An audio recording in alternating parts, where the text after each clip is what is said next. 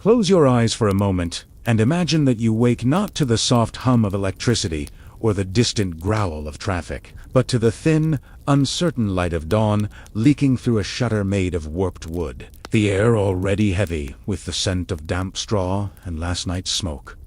And picture yourself there, in a small village somewhere in medieval Europe, long before plumbing, long before antibiotics, long before anyone had the faintest idea what a germ even was. And as the night deepens around your own quiet room, you begin to understand why you wouldn't tea last a day, because the first thing that greets you is not comfort, but cold. The bed beneath you is not really a bed at all, but a sack of straw tossed over a wooden frame, crawling with unseen life that wriggles and bites and feeds in the darkness. And imagine that each shift of your body releases the faint crunch of husks and the sharper awareness that the straw has not been changed in months, perhaps years.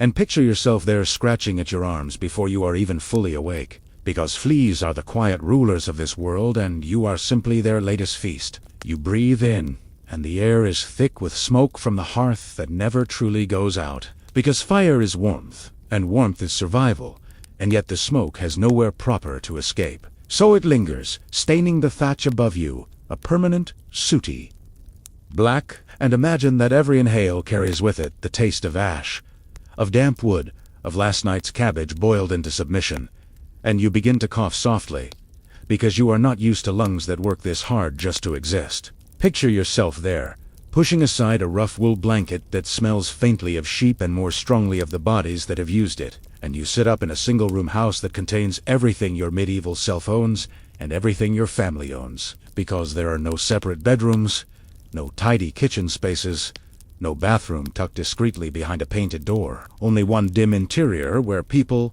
tools, animals, and hopes all press together in uneasy coexistence. You wouldn't last a day because privacy does not exist here. And as you glance across the room, you see shapes in the half-light, your children still asleep beside you, your spouse already stirring, and perhaps a chicken scratching at the dirt floor, because animals are often brought inside at night to keep them from thieves and wolves. And the floor beneath your bare feet is not smooth tile, but packed earth, cold and faintly damp. And imagine that every step leaves a small print in dust, mixed with ash and droppings. Outside, the village is waking, and you hear it before you see it. The lowing of cattle, the distant bray of a donkey, the rhythmic creak of a cartwheel in need of grease, and the murmur of neighbors who rise as early as you do because daylight is precious and short. And imagine that no alarm clock is needed when survival itself is the only schedule you obey. You push open the wooden door, and the smell hits you like a physical force. And you wouldn't tea last a day, because the medieval village does not smell like wildflowers and fresh bread alone, though those scents do exist in small merciful pockets, but it smells primarily of manure piled high in the center lane, of rotting vegetable scraps, of stagnant water collecting in ruts where pigs root happily. And picture yourself there, trying not to gag as you step around a puddle that might be water, might be something else entirely. The streets are not paved, at least not here in your small rural world. And even in the towns that boast cobblestones, those stones are slick with refuse tossed casually from upper windows. Because when there is no sewage system, gravity becomes your disposal method. And imagine that every now and then someone shouts a warning before emptying a chamber pot into the street below, and you learn quickly to listen for that shout. You wouldn't last a day, because your stomach would protest at the thought of breakfast, yet breakfast is simple and repetitive, perhaps a coarse bread made from barley or rye, dense and dark, sometimes gritty with bits of stone from the mill. And imagine that you chew slowly, because there is little else. Maybe a thin ale, brewed weak enough for children to drink safely, since water can carry unseen dangers. And picture yourself there, lifting a wooden cup, the rim worn smooth by years of use. As the morning stretches, your tasks begin, and they are not optional, because you are a peasant bound to the land, living under a feudal system that assigns you a place as firmly as the stones in the church wall, and you wouldn't last a day because your labor does not belong entirely to you, but to the Lord whose manor rises sturdier and taller at the edge of the fields, a reminder of hierarchy etched in timber and stone. Imagine that several days each week, you must work not for your own family as sustenance, but on the Lord as domain, plowing his fields, harvesting his grain, repairing his fences, and picture yourself there gripping a wooden plow behind a team of oxen that move slowly and stubbornly. The earth heavy beneath you, your hands blistering quickly, because you have not spent a lifetime toughening them. The sun climbs, and with it, the flies. And you wouldn't last a day because there is no sunscreen, no wide-brimmed hat woven of modern materials, only perhaps a rough cap, and the hope that clouds might offer mercy. And imagine the ache spreading through your shoulders as you bend and lift and bend again. The rhythm of manual labor becoming a kind of heartbeat that you cannot escape. As the night deepens in your real safe world, you can almost hear the scrape of metal against stone as tools are sharpened. The distant toll of a church bell marking time in a way that feels both sacred and oppressive, because the church governs not only your soul but your calendar, your holidays, your fears, and picture yourself there crossing yourself reflexively at the mention of saints and sins, because faith is not a quiet background hum, but a thunderous certainty. You wouldn't last a day, because uncertainty hangs over everything from the weather that can destroy your crops with a single frost to the rumors of sickness drifting from neighboring villages. And imagine that news travels slowly, carried by traders or wandering friars. And each story grows in the telling until the world feels both vast and terrifyingly small. Even your body is not entirely your own, because bathing is rare and often impractical, especially in colder months when water must be hauled and heated with effort that could be spent elsewhere. And picture yourself there weeks into a season without a proper wash. Your skin layered with sweat and dirt, your hair heavy with grease, and you begin to understand that the medieval idea of cleanliness is very different from your own. You wouldn't last a day because lice find you quickly, settling into seams and scalps, and scratching becomes a quiet companion, an unconscious motion repeated countless times as you work and pray and eat. And imagine that no one around you seems particularly alarmed by this, because everyone shares the same reality, and discomfort is simply part of being alive. As evening approaches, you trudge back toward the village center, muscles trembling with exhaustion that feels deeper than any gym workout you have known, because this labor is not chosen, not scheduled for an hour, but woven into every waking moment. And picture yourself there, glancing toward the manor house, its windows catching the last gold of sunlight, a silent reminder that comfort exists, but not for you. You wouldn't last a day because when night falls, true darkness descends, thick and complete, without electric lamps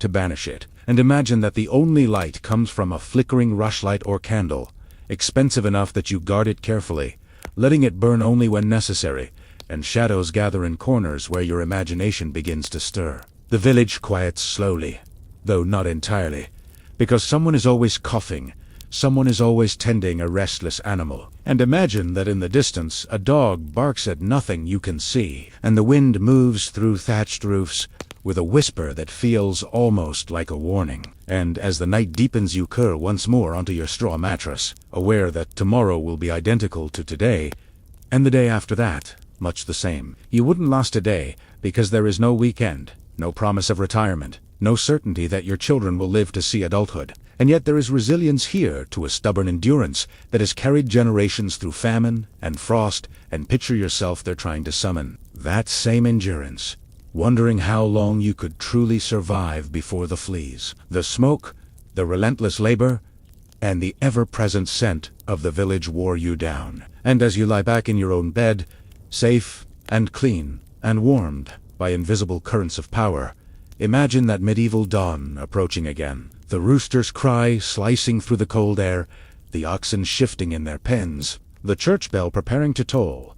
And you begin to sense that this is only the surface of the story, because beneath the daily grind lie deeper mysteries, darker struggles, and questions that would test you even more severely. But that's for the next part of our journey. Imagine that the rooster has crowed again, sharp and insistent in the thin gray light. And picture yourself there rising once more from the straw mattress, your back stiff, your fingers already searching for warmth in a world that offers it sparingly. And you begin to sense that the true reason you wouldn't last a day is not only the cold or the fleas or the smoke, but the constant undercurrent of uncertainty that hums beneath every ordinary task, like a distant drumbeat you cannot silence. You step outside, and the village seems unchanged. Yet beneath its familiar sounds, there is tension, because rumor travels faster than carts, and someone has whispered that in the next valley over a strange sickness has appeared. And imagine that the word spreads from door to door without written notice, carried in hushed voices and widened eyes. And picture yourself there pretending not to listen while listening to every syllable. You wouldn't last a day because you are used to explanations, to charts and charts explaining other charts.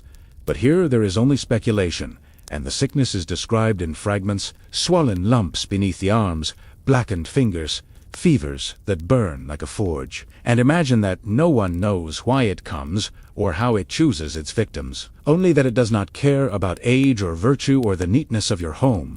As the night deepens in your imagination, you see the villagers glancing toward the road more often than usual, as if the disease might walk upright and announce itself. And picture yourself there feeling the weight of invisible forces pressing in from the edges of your small world. Because medieval Europe is vast in distance, yet cramped in understanding. You wouldn't last a day because medicine here is a delicate blend of hope and habit, and when illness strikes, the remedies are drawn. From herb gardens, from prayers, from charms hung around the neck, and imagine that a local healer presses grust leaves against a swelling, murmuring words that have been spoken for generations, and you wonder whether belief itself is the most powerful ingredient. The church offers its own explanations, and sermons grow longer and more urgent, because plague is often framed as punishment, as a test, as a sign of divine displeasure. And picture yourself there kneeling on a hard wooden pew, the scent of incense mixing uneasily with the memory of manure outside. And you wouldn't last a day because guilt seeps into every thought, making you question not just your health, but your worthiness. Imagine that when the sickness finally arrives in your own village, it does so quietly at first, a single cough that does not fade a neighbor who does not rise from bed, and picture yourself there standing awkwardly outside a cottage where the door remains shut longer than usual. And the silence feels heavier than any shout. You wouldn't last a day because death is not abstract here, not sanitized and hidden away, but immediate and communal, and when someone dies, their body does not travel far, perhaps only to the churchyard a short walk away. And imagine that you help dig the grave yourself, the soil clinging to your hands, the priest's voice steady but strained as he recites familiar words. As the night deepens, the tolling of the church bell becomes more frequent, marking each passing life with a sound that lingers in the air long after the vibration fades. And picture yourself there, counting the tolls, unconsciously, wondering if the next will be for someone in your own house, and you wouldn't last a day because the waiting is as exhausting as the work in the fields. Beyond the plague, there are other struggles woven into daily existence, and imagine that a harsh winter arrives without warning, frost biting into crops that were meant to carry you through the year, and picture yourself there watching green shoots turn brittle and brown, understanding that hunger is not a distant possibility, but a looming certainty. You wouldn't last a day because famine does not announce itself dramatically. It creeps in slowly, first in smaller portions, then in hollow stomachs that growl through the night, and imagine that bread becomes thinner soups,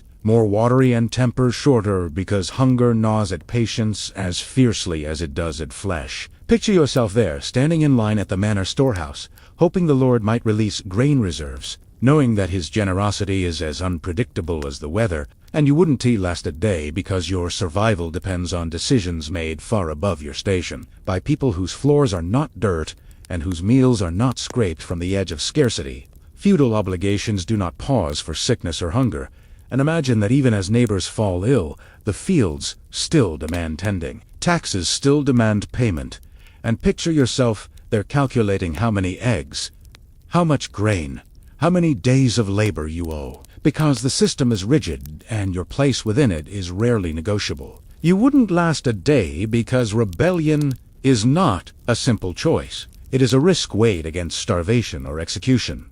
And yet sometimes peasants do rise, driven by desperation, into uprisings that flare like sparks in dry grass. And imagine that you hear whispers of revolt in distant towns, of lords confronted and castles threatened, and you feel both a flicker of hope and a chill of fear. As the night deepens, superstition weaves itself more tightly around your thoughts, because when explanations are scarce, imagination fills the gaps, and picture yourself there avoiding certain crossroads after dark, wary of spirits and omens. And you wouldn't last a day because every shadow seems to hold intention. Astrology guides, decisions, and comets in the sky are read as messages. And imagine that a strange light appears overhead, trailing across the heavens, and villagers gather in uneasy silence, convinced that something monumental is unfolding beyond their comprehension. And picture yourself there, longing for a scientific explanation that will not exist for centuries. You wouldn't last a day because even justice is uncertain, and accusations can spiral quickly into trials, where evidence is thin and fear is thick. And imagine that someone falls under suspicion for causing misfortune, perhaps labeled a witch or a curse-bearer, and picture yourself there wondering how easily rumor could turn toward you. Through all of this, daily life continues in its relentless rhythm. Cows must be milked, water must be drawn from wells that may themselves harbor sickness, and imagine that each bucket hauled upward carries both necessity and risk.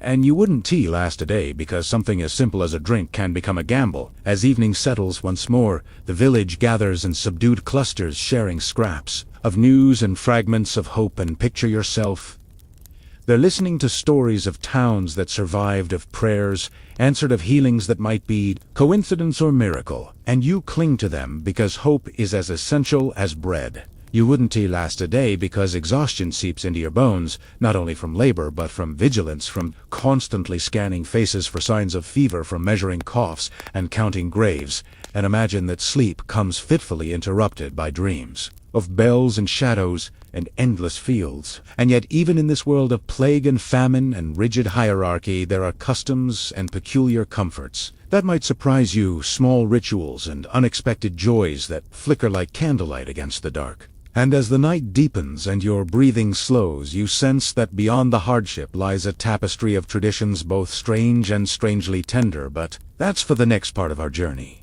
Imagine that the sickness has loosened its grip for a while. Imagine that the seasons have turned several times now, that you have felt the bite of winter, the damp bloom of spring, the heavy gold of harvest, and the slow decay of autumn leaves under your worn shoes. And picture yourself there, beginning to sense that medieval life is not a single grim tableau, but a long rhythm of repetition. And you wouldn't last a day, not only because it is harsh, but because it demands a kind of surrender to time itself that modern life rarely requires. As the night deepens in your imagination, consider how news of distant wars reaches your village like a faint echo, carried by a traveler with dust on his boots and stories on his tongue. And picture yourself there listening as he speaks of kings, raising banners of knights clashing in fields far beyond your own. And you realize that while armies move and crowns change hands, your obligation to till the soil remains unchanged. You wouldn't last a day because politics here is both enormous and irrelevant, grand in spectacle yet distant from your daily bread.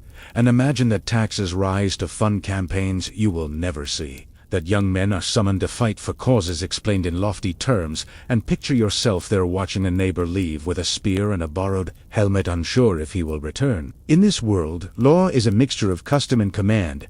And imagine that disputes over land or livestock are settled not by formal courts alone, but by the weight of reputation and the memory of elders. And picture yourself there standing before a small gathering, as voices debate who owns a strip of field, your fate resting on communal judgment rather than written contracts. You wouldn't last a day because literacy is rare and words carry power precisely because they are scarce.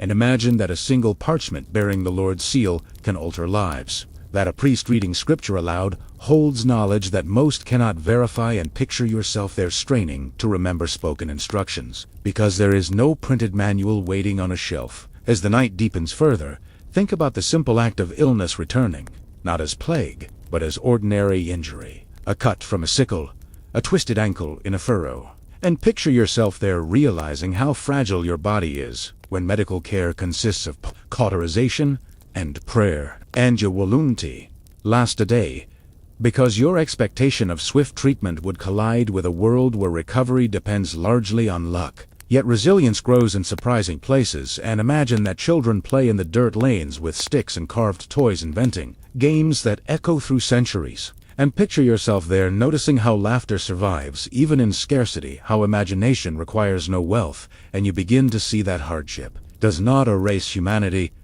but reshapes it. You wouldn't last a day because your concept of comfort has expanded so far beyond necessity that even the smallest inconvenience feels like an affront. And here, discomfort is the baseline, the starting point from which gratitude occasionally blooms when something goes right. And imagine that a good harvest feels like a miracle, a warm winter like a blessing, a healthy birth like a triumph against the odds. Consider the manor house again. Its stone walls, sturdy against storm and siege. And imagine that you glimpse the Lord dining by candlelight, his table set with finer bread, perhaps even imported fruit. And picture yourself there, feeling the sharp contrast between your bowl of thin stew and his abundance. And you wouldn't last a day because injustice here is visible and largely unquestioned. And yet, as the night deepens, you realize that even the Lord is bound by expectations, by alliances, by the constant threat of rival claimants. And picture yourself there, understanding that hierarchy traps everyone in its own way, though the bars are gilded for some and rusted for others. You wouldn't last a day because belief permeates everything, because drought is interpreted through scripture, victory attributed to divine favor, disaster woven into a cosmic narrative. And imagine that every comet or eclipse sends a ripple of awe and anxiety through the village. And picture yourself there, craning your neck to the sky, wondering what message might be hidden in the darkness. As seasons stack upon seasons, you sense the quiet continuity of medieval life. How grandparents passed down not only land but habits, sayings, remedies, and fears. And imagine that you sit beside an elder who speaks of a famine decades past, his voice low and steady. And you who last a day, because the weight of generational memory would press heavily upon you. Picture yourself there during a long winter evening, snow muffling the outside world, the hearth crackling softly, and stories flowing more slowly now. Less about dragons and more about ancestors, about who married whom, who survived which illness, who lost everything and began again. And you realize that history here is personal, intimate, carried in breath rather than books. You wouldn't last a day because silence itself is different, not filled with digital murmurs, but with wind, and the occasional distant howl. And imagine lying awake on your straw mattress, the darkness thick around you, and feeling both isolated and deeply connected to every other sleeping soul in the village. As the night deepens in your own room, safe and modern, you can almost trace the arc from that medieval village to your present world, seeing how centuries of trial and error, of suffering and adaptation, have shaped the conveniences you now take for granted. And picture yourself there at the edge of two eras, one foot in mud, the other in polished tile. You wouldn't last a day in medieval Europe because your body would ache, your senses would rebel, your patience would fray. And yet perhaps you would also discover strengths you did not know you possessed, resilience carved from necessity, gratitude sharpened by scarcity. And imagine that beneath the grime and fear lies a quiet dignity in enduring. And as the fire in that imagined hearth fades to a soft red glow and the village settles into an easy rest, you feel the story itself, slowing, stretching like a yawn across centuries, inviting you to release the tension of comparison and simply drift, because the past is neither wholly cruel nor wholly romantic, but a landscape of human persistence. Picture yourself there one final time, stepping out into the cold dawn breath, clouding before you church, bell tolling in steady rhythm, fields waiting under pale light, and then gently let that image dissolve, replaced by the comfort of your own surroundings, the softness of your pillow, the quiet assurance that you are here now, safe and warm. As the night deepens and your breathing grows slow, and even allow the medieval village to recede into misted smells and sounds, softening into distant echoes, and remember that while you might not have lasted a day in that world, it endured long enough to shape yours. And with that thought, let the story fade like embers cooling in the hearth, until all that remains is calm, darkness, and the steady rhythm of sleep. Imagine that you are stepping into a world very different from your own, a world of cold stone halls, flickering candlelight, and the constant echo of footsteps on worn flagstones. Picture yourself there as the torches sputter and cast long shadows across the walls, the air thick with the scent of burning tallow and the faint, ever-present odor of unwashed bodies. It is a world where a queen's smile can conceal a dagger, and where a whispered word can topple kingdoms, or at least your position within them. Picture the sharp clatter of horse hooves on cobbled streets outside the palace, the distant barking of dogs, and the occasional shrill cry of a market woman selling her wares. You wouldn't last a day because the rules of this world are invisible, shifting, and cruel. And yet, they are the rules you must obey if you are to survive, or at least appear to. Imagine that, as you enter the great hall, The tapestries hanging on the walls are heavy with dust, their colors dulled by years of candle smoke, depicting battles, hunts, and legendary queens, long since dead. Imagine the chill that seeps through your cloak because the heating, if it exists at all, is little more than a small brazier that barely warms the space near it. You would shiver, perhaps, and no one would care, because in this world, warmth is a privilege, and discomfort is a constant companion. Imagine the sounds of the kitchen, the dull thud of meat being chopped, the hiss of fat frying in cauldrons, the soft, almost musical clinking of knives on stone. Imagine the smells that drift in, the acrid temps of burning herbs, the sweet rot of old apples left to ferment, the faint stink of the servants themselves, whose lives are measured by the tasks they complete and the speed at which they obey. Imagine that the queen walks through this hall, not alone of course, but with her ladies-in-waiting trailing behind her like shadows each one, nervously adjusting her gown, whispering reassurances to each other that the queen may or may not overhear. Imagine that the queen herself carries a certain weight in her step, a careful grace, an almost predatory element. You would notice, perhaps, the sharp line of her jaw, the glint of intelligence in her eyes, the slight twitch of her fingers as she her next move as though the entire court is a chessboard and each of the people around her are mere pawns. Imagine that, and consider that, in this world, even the smallest gesture can be misinterpreted as insolence, and insolence can be punished in ways that we can scarcely imagine. Picture yourself there, as she sits at the head of a long table during a feast. A simple wooden chair that is elevated on a platform so that all eyes are drawn to her, yet even then she cannot relax. The food before her is elaborate, or at least what passes for elaborate roasted meats, pies filled with savory mixtures, thick soups, and breads baked in crude ovens. The smells are overwhelming, mingling together in a heady perfume that is both enticing and nauseating. Imagine that, as she tastes each dish, she does so with caution, aware of the whispers of poison that travel through corridors faster than any messenger. Imagine the servants moving in and out, carrying platters and flagons, and the guards at the doors, their hands never far from their weapons, watching for any sign of disturbance, any hint that someone might challenge the queen's authority. Imagine the soft murmur of the nobles seated around her, each one calculating, each one attempting to place themselves in her favor, while simultaneously plotting to remove someone else from hers. Imagine that, and understand that loyalty is a rare commodity, and betrayal is as common as the cold wind that seeps through the cracks in the stone walls. Picture yourself there,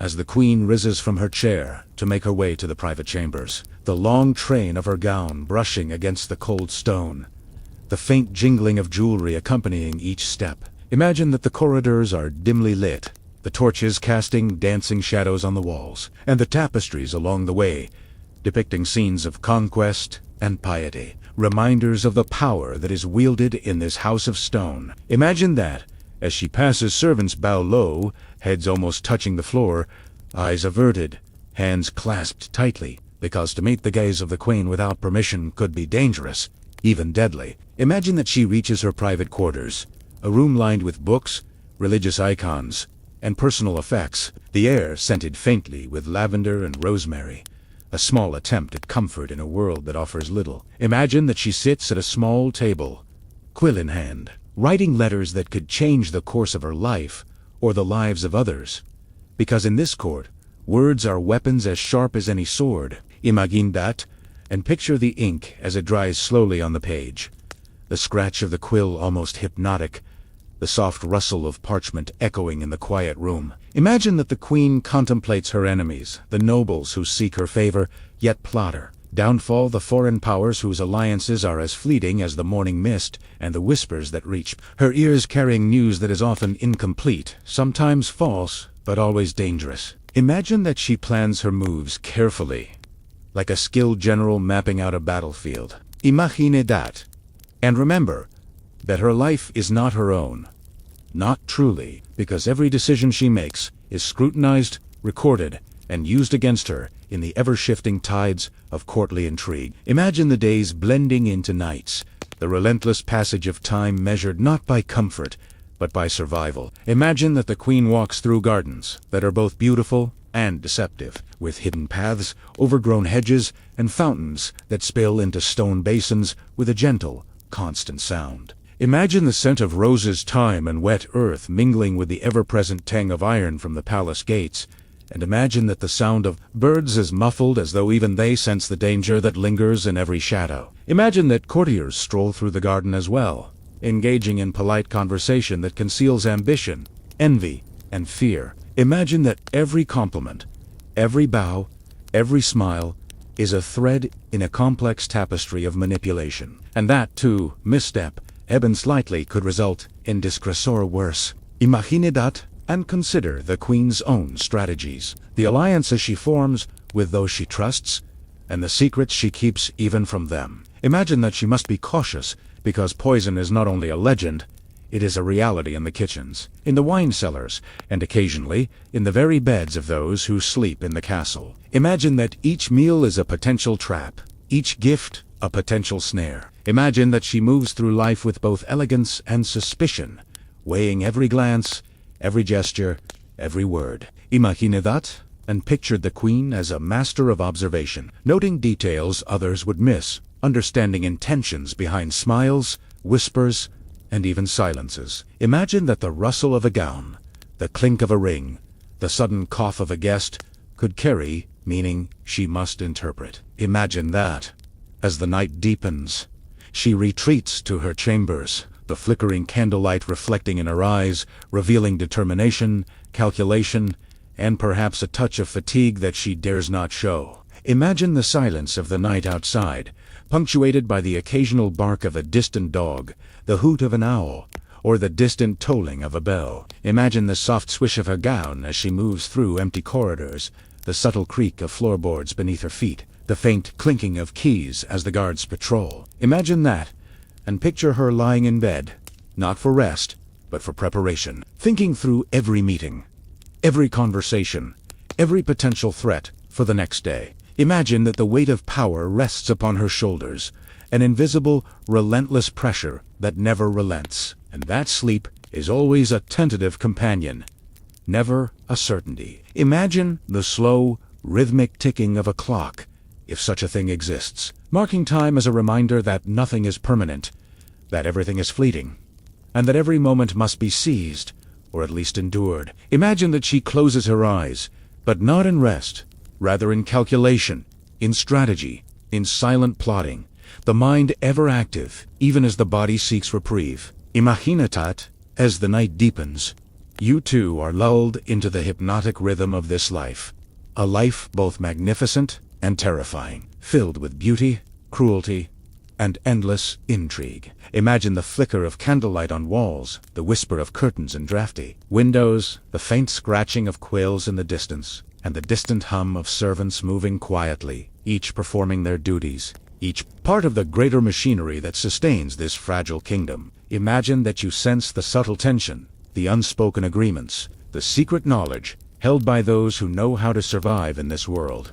Imagine that and realize that the queen's every smile, every frown, every movement is a carefully calculated signal, a piece of a vast, invisible game. Imagine that alliances are fragile, friendships tentative, and betrayals inevitable, because in a court, loyalty is as shifting as the sands, and trust is earned only by careful observation and patience. Imagine that, as the night deepens further, the faint scent of herbs and incense drifts from hidden alcoves, meant to mask the smell of fear, illness, and decay, and to remind those within that even in darkness, there is control, there is preparation, and there is power. Imagine the distant sounds of a lute or harp played softly in a private chamber, notes lingering in the still air, as if to remind all who listen that art, music, and beauty exist, even in a world of danger, even in a world where one misstep could be fatal. Imagine that the queen, lying in her bed, listens to such music, letting it soothe her mind while simultaneously sharpening her thoughts, considering whom to trust, whom to reward, whom to watch closely. Imagine that she reaches for a small book, a prayer, a reflection, a guide to virtue and vice, and considers the lessons contained within, pondering their relevance to her own life and the lives of those who serve her. Imagine that, As she reads, she senses the faint creak of the bed, the subtle shift of shadows in the candlelight, the quiet stirrings of the night. Imagine that she knows that even here, in private, she is not entirely safe, that vigilance is a constant companion, that survival requires both courage and cunning, and that the games of the court never truly end. Imagine that as she closes her book, she contemplates the day that has passed, the schemes that have unfolded, the whispers of betrayal, the small victories, and the almost imperceptible defeats. Imagine that sleep may come,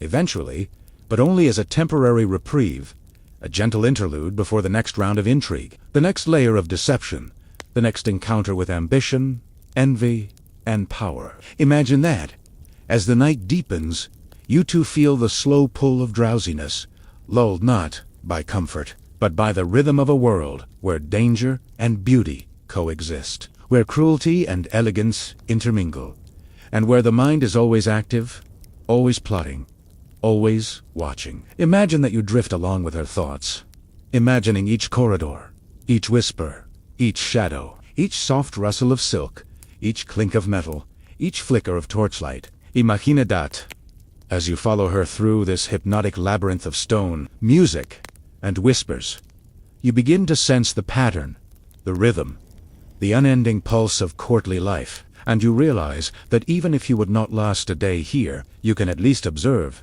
imagine, and drift slowly into the unfolding story of intrigue, power, and survival. Imagine that the Queen's world is a delicate balance of observation, calculation, and action, a balance that must be maintained at all times.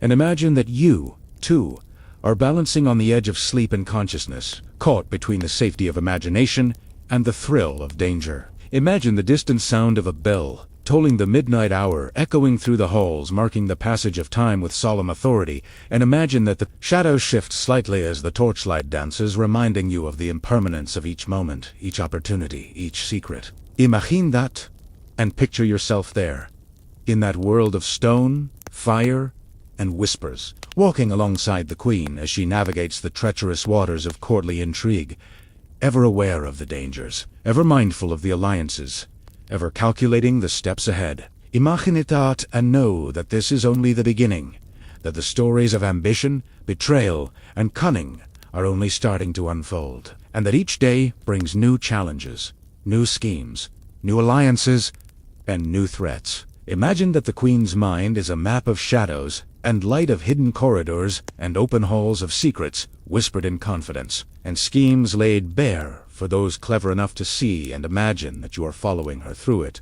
observing, imagining, drifting slowly toward sleep, carried by the gentle rhythm of her world, the soft murmurs of the palace, and the hypnotic cadence of a story. That is only beginning, but that will continue layer by layer, secret by secret, plot by plot in the next part of our journey.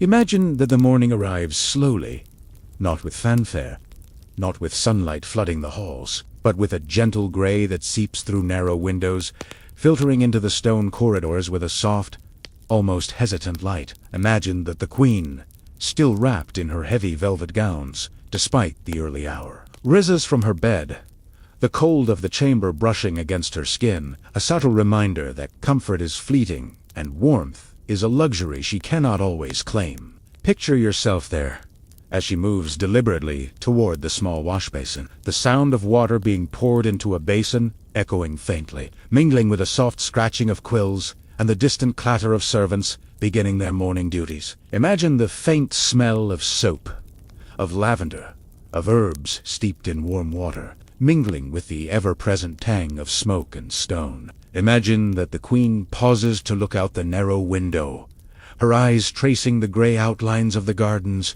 the early stirrings of the castle staff, and the faint wisp of smoke rising from distant kitchens. Imagine that, in this quiet hour, her mind is already working, turning over alliances, considering rumors, and measuring the loyalty of those around her. Imagine that she recalls the whispers of the night before, the subtle glances exchanged between courtiers, the almost imperceptible tremor in the voice of a lady-in-waiting, or the slight hesitation of a guard as he reports his observations. Imagine that she considers each one carefully, cataloging them, deciding which can be trusted, which can be used, and which must be watched, always watched. Imagine that Anne Boleyn in particular is already navigating this intricate web, aware that her position is both precarious and powerful. Imagine that she moves through the corridors with the soft padding of her slippers on stone, her hand brushing along the cold wall for balance, her mind calculating, imagining, plotting. Imagine that the Queen's presence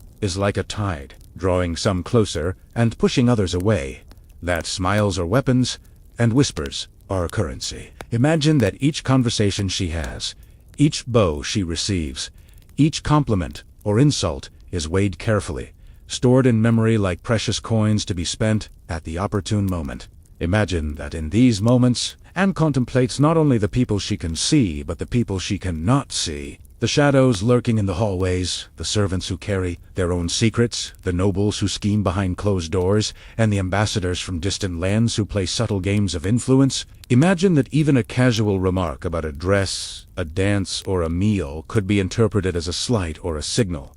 And imagine how careful she must be, moving always with the knowledge that her enemies are watching, that the walls themselves may carry echoes of her words to unintended ears. Imagine that she plans her day meticulously, noting who must be appeased, who must be manipulated, and who must be observed silently, their expressions and movements recorded in the mind for future reference. Imagine that some mornings, the Queen meets with her advisors, a small group of trusted individuals whose loyalty is rarely absolute, whose counsel must be weighed against her instincts, whose advice may be genuine or poisoned with Imagine the subtle tension in these meetings, the soft scratch of parchment, the careful articulation of arguments, and the almost imperceptible way glances are exchanged across the table. Imagine that Anne listens quietly, allowing others to speak first, drawing out information like a fisherman pulling in a net, gauging reactions, testing loyalties, and probing for weaknesses.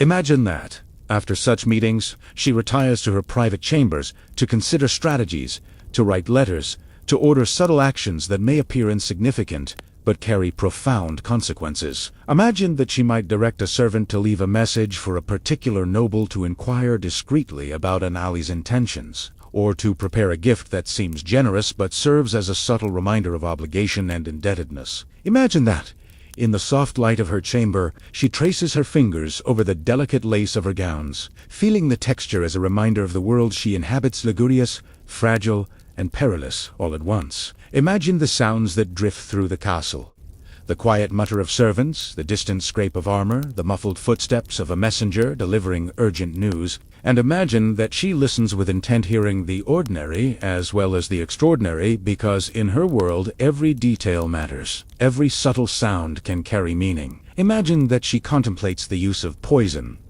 not as legend, but as a practical tool, a whisper of a solution to problems that cannot be solved by diplomacy alone.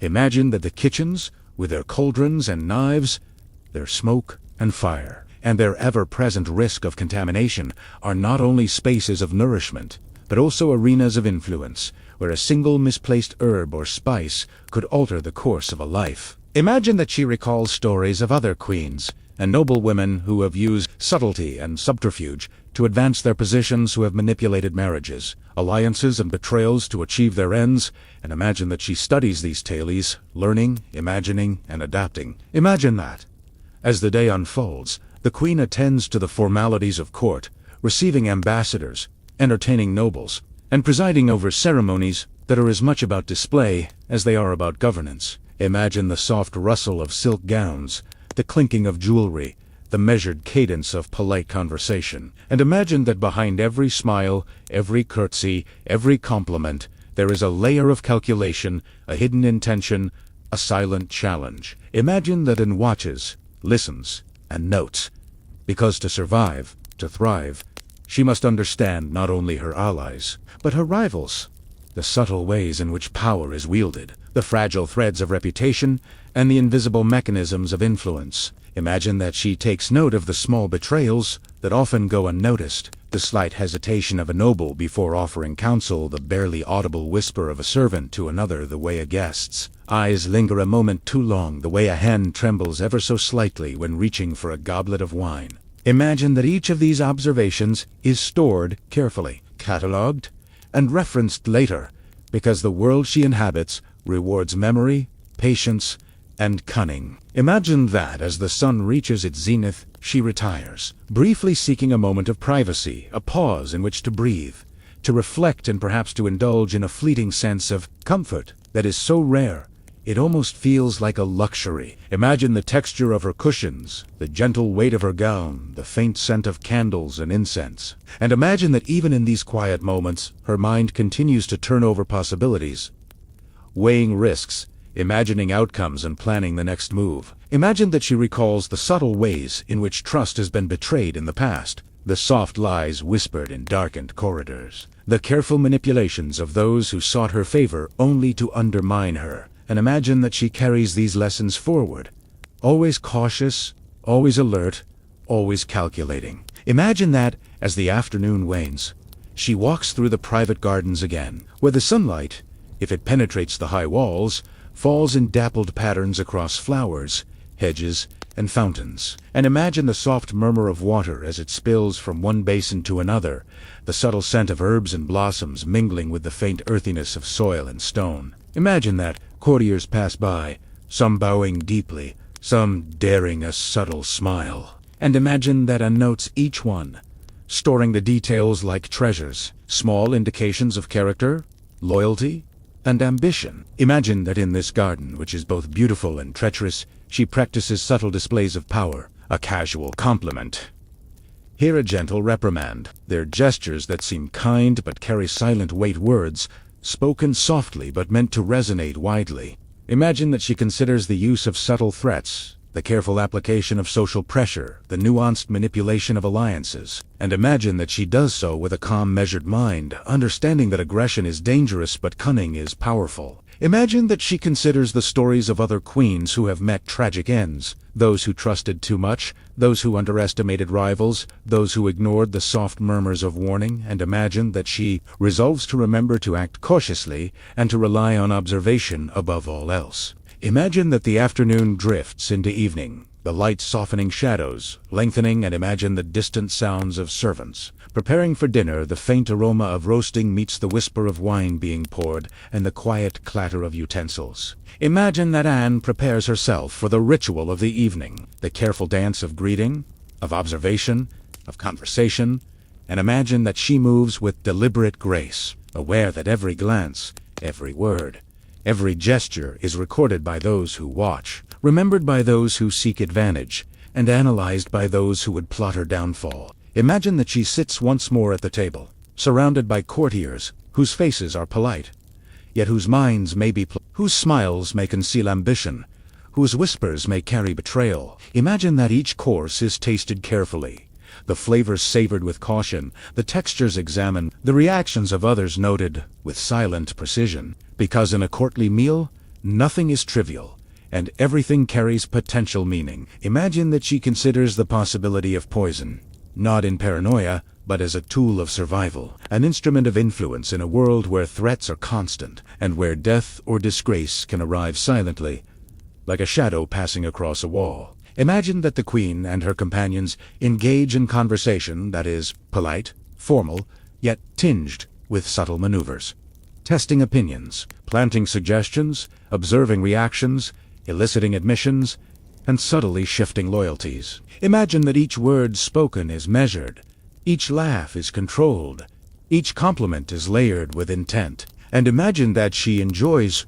quietly, the intricate dance of intellect and subtlety, where the stakes are nothing less than power itself. Imagine that as the evening wears on, the candles burn lower, the conversations soften, and the clatter of dinnerware ceases, replaced by the gentle murmur of the fire and the occasional footstep in the corridors. Imagine that Anne retires once more to her private chambers, the soft fabric of her gowns whispering against the floor, and herbs lingering, the subtle warmth of a brazier providing comfort. And imagine that she considers the lessons of the day, the minor victories, the subtle betrayals, the alliances strengthened, and the intrigues that continue to unfold like a slow, twisting river. Imagine that she writes notes, makes careful observations, and prepares for the challenges that the next day will inevitably bring, understanding that vigilance is perpetual, and that her power, while formidable, is never secure. Imagine the soft ticking of time, the gentle rustle of paper,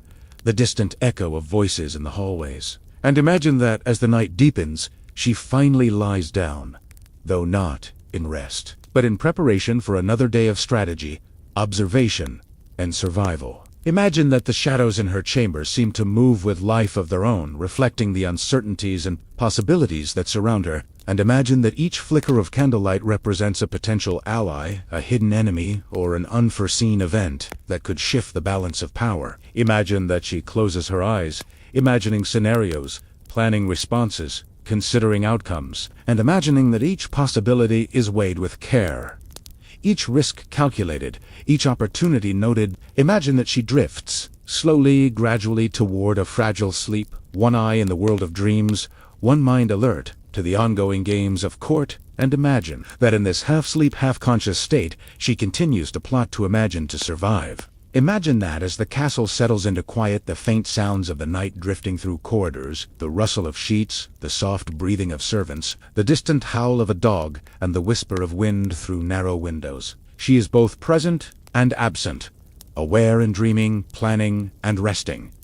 And imagine that this delicate balance, this rhythm of vigilance and repose, is the essence of life in her world. Imagine that, as the night deepens further, you, too, are carried along by the soft cadence of her thoughts, her strategies, her observations, her subtle manipulations. And imagine that you begin to feel the gentle pull of sleep, guided by the slow, hypnotic rhythm of the castle, the queen, and the stories of intrigue that surround you. Imagine that you are drawn into the maze of halls, gardens, and chambers, observing, imagining, understanding, drifting slowly into the unfolding drama of ambition, survival, and power as the night deepens and the world of Anne Boleyn and other queens continues to unfold in the quiet, hypnotic stillness of the castle. And imagine that this journey is far from over, with more secrets, more plots, more betrayals awaiting you. But that's for the next part of our journey. Imagine that the next morning begins in much the same way as the last, with a gray light seeping through narrow windows, and the soft rustle of servants beginning their duties in distant corridors. Imagine the faint scent of burning herbs lingering from the night before, mingling with the earthy aroma of stone walls that have absorbed centuries of secrets, whispers, and the faintest traces of perfume from queens long gone. Picture yourself there, moving through these halls, where every shadow has a story, every creak of a floorboard carries the weight of history, and every glance between courtiers may hide a subtle plot. Imagine that Anne Boleyn, despite her youth and charm, is acutely aware of the hidden rules of courtly life, the small gestures that convey meaning, the subtle signals of favor or disfavor, the quiet exchanges that can signal alliances or betrayals. Imagine that she notes the position of her ladies-in-waiting, their posture, the tone of their voices, and the placement of their hands. Because in this world, even these minor details may betray loyalty or deceit. Imagine that the queen is served her breakfast on a wooden tray, with bread, cheese, and perhaps a small piece of roasted meat, and imagine that she examines each item carefully, not only for taste, but for the subtle possibility of harm, because rumors of poison have not disappeared, and suspicion lingers in every corner of her life. Imagine that she slices the bread with a small knife, the faint sound echoing softly, and that the texture of the cheese, the aroma of the meat, the warmth of the fire, all of it becomes part of her sensory map of the day, a way to remain alert, aware, and prepared. Imagine that she recalls as she eats the unusual customs of her predecessors, the queen who demanded that her servants kneel on cold stone floors for hours as a sign of loyalty, the queen who sent secret messages in tiny hollowed-out eggs, the queen who tested the devotion of her ladies by presenting them with riddles that could cost them their positions if answered incorrectly. Imagine that these stories are not merely curiosities, but lessons, cautionary tales that guide her own behavior, that teach her the limits of trust and the power of subtlety. Imagine that Anne Boleyn herself has devised similar schemes, though less cruel, to gauge the loyalty of those around her.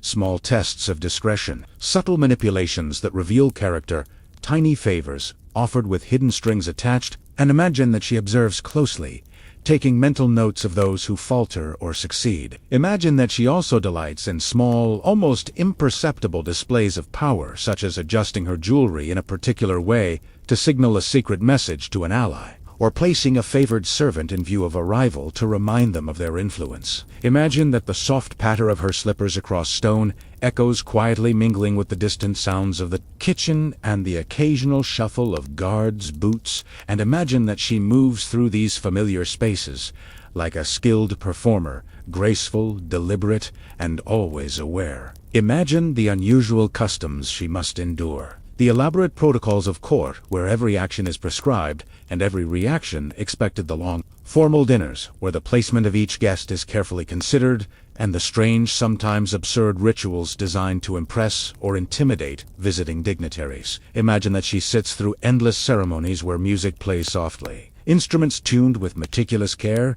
yet where the underlying purpose is always political, and where even the choice of a lute melody can carry subtle implications. Imagine the intricate beauty of gowns, each embroidered with symbols of loyalty or lineage, each sleeve, hem, and neckline a statement. And imagine the queen's eyes scanning these details, interpreting, meaning reading the intentions behind careful craftsmanship.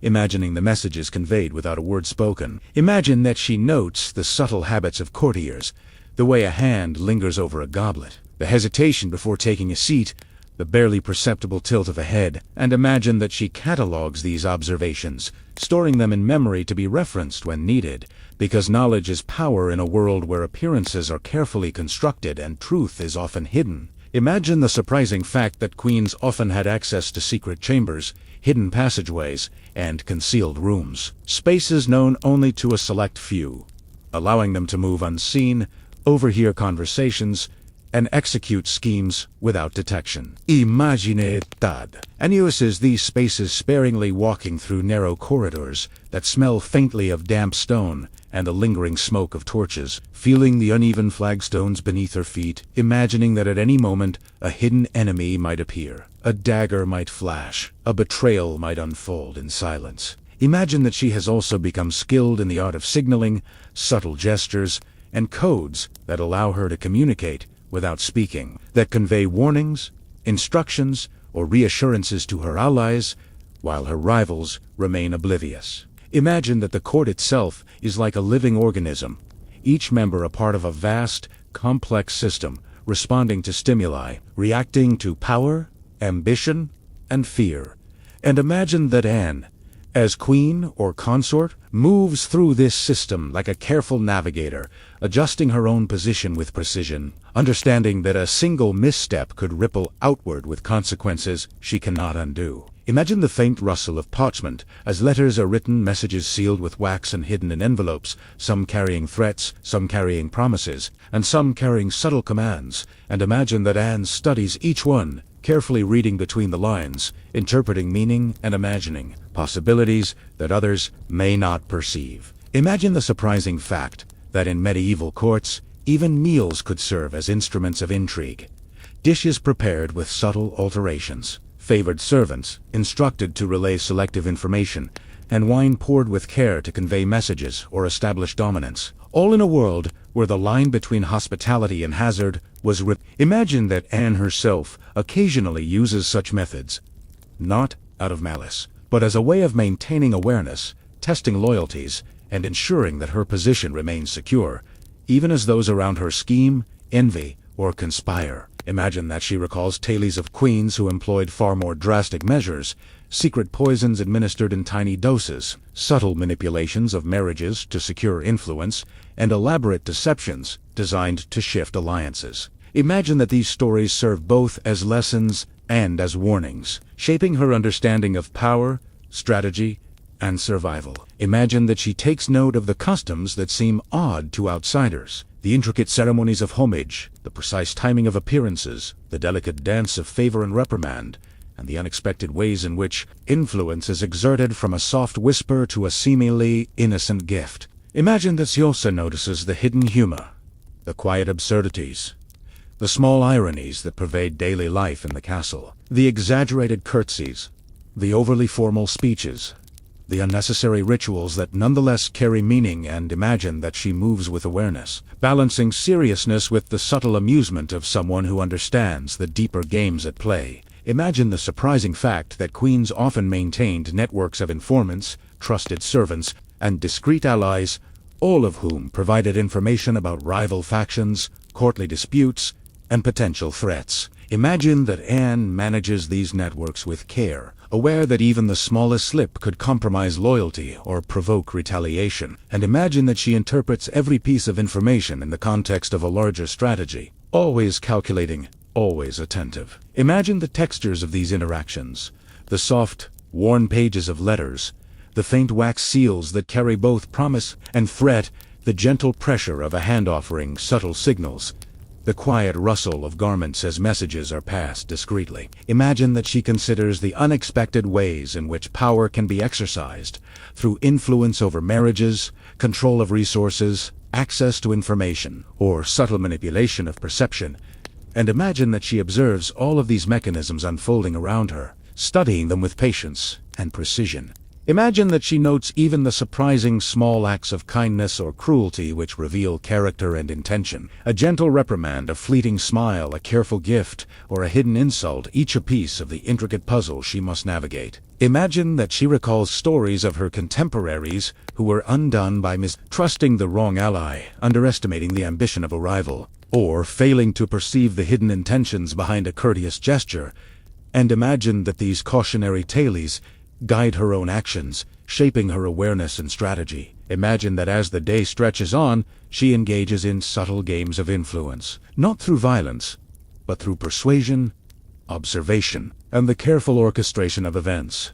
And imagine that each encounter, each conversation, each gesture is part of a complex symphony of control, manipulation, and subtle power. Imagine that she moves through her chambers and gardens with deliberate grace, each step measured, each motion calculated, each glance directed toward her objectives.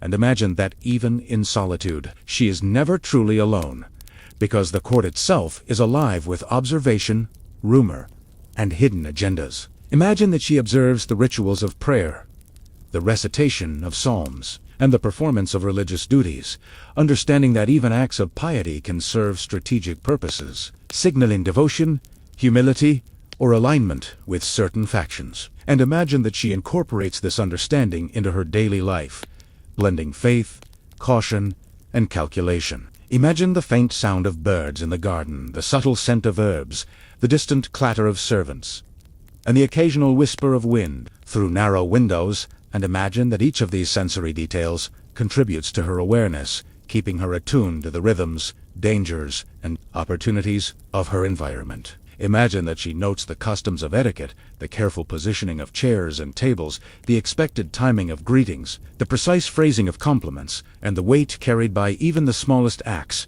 because in this world details are weapons, and subtlety is strength. Imagine that she contemplates the methods by which influence is maintained, controlling access to the monarch, distributing favors selectively, conveying approval or disapproval through gestures and expressions, and observing the reactions of those around her. And imagine that she applies these methods with careful deliberation, reinforcing her position while subtly testing the loyalty of others. Imagine that she observes rival queens, consorts, and noblewomen, noting their strategies, their successes, their failures, and the surprising ways in which custom, protocol, and social expectation shape behavior and opportunity. And imagine that she incorporates these lessons into her own approach, ever vigilant, ever strategic. Imagine that as the afternoon fades into evening, she returns to her chambers, where the soft flicker of candlelight creates gentle shadows on stone walls, and imagine that she contemplates the unusual customs, the hidden plots, and the subtle influences she has witnessed throughout the day, reflecting on their meaning, implications, and possible outcomes. Imagine that she writes carefully in her journal, noting observations, strategies, and reflections, her quill scratching softly across parchment, the sound, rhythmic and soothing, blending with the faint murmur of distant conversations and the whisper of wind through the corridors. Imagine that she organizes information with meticulous care, classifying details, weighing significance, and imagining potential uses. Because, in her world, knowledge is both shield and sword, and understanding the subtle patterns of human behavior is essential to survival. Imagine that she drifts toward evening activities. Dinners filled with ceremonial rituals, conversations layered with intent and displays of status designed to impress or manipulate, and imagine that she approaches each with measured calm, observing, listening, and gently steering events to her advantage. Imagine that she notes the small, often overlooked aspects of human behavior. The tone of a voice, the way eyes to avoid another's gaze, the positioning of hands, the cadence of speech, and imagine that she records these details silently in her mind, building a detailed mental map of intentions, loyalties, and possible threats. Imagine that she understands the interplay between custom and strategy, ritual and influence, etiquette and power, and that she moves through her world with this understanding as her guide, blending grace, caution, and intelligence in every action. Imagine that she retires. At last the day's activities concluded, but her mind, still active, replaying events, reviewing conversations, interpreting signs and imagining potential responses, because in a world of intrigue, sleep is always provisional, and vigilance is a necessity. Imagine the quiet sounds of the castle at night, the gentle hum of distant voices, the soft rustle of linens, the faint tapping of water in basins, and the slow flicker of candlelight casting dancing shadows that seem to move with life of their own. Imagine that she lies in bed, her thoughts weaving through the day's observations, plans, and reflections, her mind both alert and drifting toward rest, knowing that the patterns, customs, and secrets of court life will continue to unfold in the hours to come, and that each day is a delicate balance between survival influence and subtle power. But that's for the next part of our journey. Imagine that the night stretches outward, beyond the castle walls, past the gardens, and into the quiet countryside, where the soft rustle of trees and the gentle murmur of distant streams carry whispers of centuries past. Imagine yourself there, walking slowly through fog-laden fields, the cool air brushing against your skin, the faint scent of damp earth and wildflowers mingling with the crisp chill. And imagine that these are the same lands once observed from castle windows by queens like Anne Boleyn, their thoughts reaching across stone and time to touch every shadow, every whisper, every secret. Imagine that, as you move, the faint echoes of history brush your ears, the soft murmur of courtiers plotting in dimly lit corridors, the scratching of quills as letters are written and sealed, the faint clatter of dishes, and the subtle rhythm of footsteps on stone floors. And imagine that each sound is a thread connecting the past to the present, weaving a tapestry of intrigue, ambition, and survival. Imagine that you consider the lives of these queens, their elegance, their cunning, their tireless calculation, and the remarkable ways in which they navigated a world that demanded constant vigilance, subtlety, and the careful orchestration of appearances. Imagine that Anne Boleyn's life, though brief, continues to ripple through history, her choices, her strategies, her intelligence, and even her missteps, leaving an indelible mark on the stories we tell, the lessons we infer, and the myths we perpetuate. Imagine that you reflect on how modern perspectives view these figures, not merely as seductresses or victims, but as individuals who operated within systems of power that were complex, perilous, and often unforgiving. And imagine that this perspective shifts how you perceive your own interactions, your own choices, and the subtle dynamics that shape influence and authority. Imagine that the customs of the past, the rituals of courtly life, and the delicate balance of power that once dictated the actions of queens are, in some ways, mirrored today in the subtler forms of social interaction, in politics, in workplaces, in family structures, and even in casual social circles. And imagine that understanding these parallels allows a quiet, reflective appreciation of the continuity of human behavior. Imagine that the subtle manipulations, alliances, and betrayals of Anne Boleyn's world are not just historical curiosities, but lessons in observation, patience, and strategic thought. And imagine that by reflecting on these lessons, you can cultivate awareness, foresight, and a gentle caution in your own life, though without the constant fear that shadowed those who lived centuries ago. Imagine that, as you continue to walk through this imagined landscape, you perceive the textures and sounds in greater detail. The soft crunch of leaves beneath your feet, the distant call of an owl, the faint rustle of small creatures in the underbrush. And imagine that these natural rhythms provide a soothing counterpoint to the intensity and complexity of the courtly intrigues you have imagined. Imagine that you begin to notice small patterns, subtle repetitions in the natural world. And imagine that these patterns echo the rhythms of human behavior, the cycles of trust and suspicion, the ebb and flow of influence, the rise and fall of favor, the quiet, persistent currents of ambition and caution. Imagine that you consider the sensory experiences of medieval life. The smell of tallow, the taste of coarse bread, the rough texture of stone walls, the weight of layered garments, the soft glow of candlelight. And imagine that by dwelling on these sensations you can feel a gentle connection to the people who once lived in that world, who strategized, feared, plotted, and occasionally laughed, much like you do today. Imagine that the distant echoes of palace music, the faint clink of coins, the soft murmur of voices, and the almost imperceptible movements of servants and guards all contribute to a rich tapestry of sound and experience, one that blends seamlessly with the modern imagination to create a sense of continuity and presence across centuries. Imagine that the stories of betrayal, subtle manipulation, and careful observation resonate not only as historical fact, but as a kind of meditative rhythm, guiding your thoughts gently, providing a hypnotic cadence that carries you slowly forward into reflection and calm. Imagine that Anne Boleyn's use of observation, discretion, and intelligence offers lessons in mindfulness, noticing small details, weighing possibilities, understanding human motives, and approaching each situation with deliberate thought. And imagine that these practices, though born of necessity in a perilous court, can inspire a quiet awareness in your own daily life. Imagine that as the night deepens further, the imagined castle corridors fade from view, the flickering candlelight softens into distant memory, and the sharp smells and sounds of the kitchens and gardens dissolve into a gentle background hum of the mind's own making. Imagine that the figures of queens past become ethereal, almost ghostly, their presence lingering as lessons rather than immediate threats, their struggles and triumphs reframed as patterns of behavior, caution, and insight. And imagine that this transformation allows your mind to rest lightly on their stories, rather than becoming entangled in their peril. Imagine the gentle cadence of your own breathing, the slow rhythm of your heartbeat, the quiet pulse of awareness that underlies your consciousness, and imagine that these bodily rhythms align with the imagined patterns of courtly intrigue, creating a subtle harmony between past and present, between imagination and sensation, between vigilance and repose. Imagine that you consider the delicate balance of power, influence, and observation in your own life, not with anxiety but with awareness, seeing that subtle gestures, careful attention, and thoughtful interpretation can shape outcomes in ways both gentle and profound, much as they did for queens who walked stone corridors centuries ago. Imagine the quiet joy of recognizing patterns,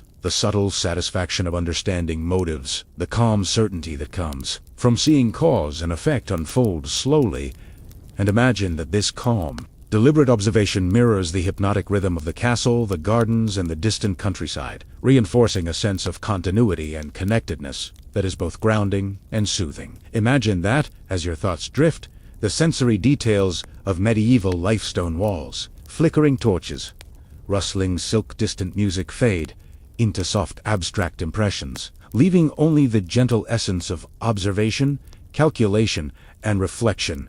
And imagine that this abstraction allows your mind to settle comfortably, tracing the contours of history without becoming lost in anxiety or fear. Imagine that the lives of queens like Anne Boleyn, though marked by danger and intrigue, ultimately offer a sense of a meditation on human ingenuity, resilience, and awareness.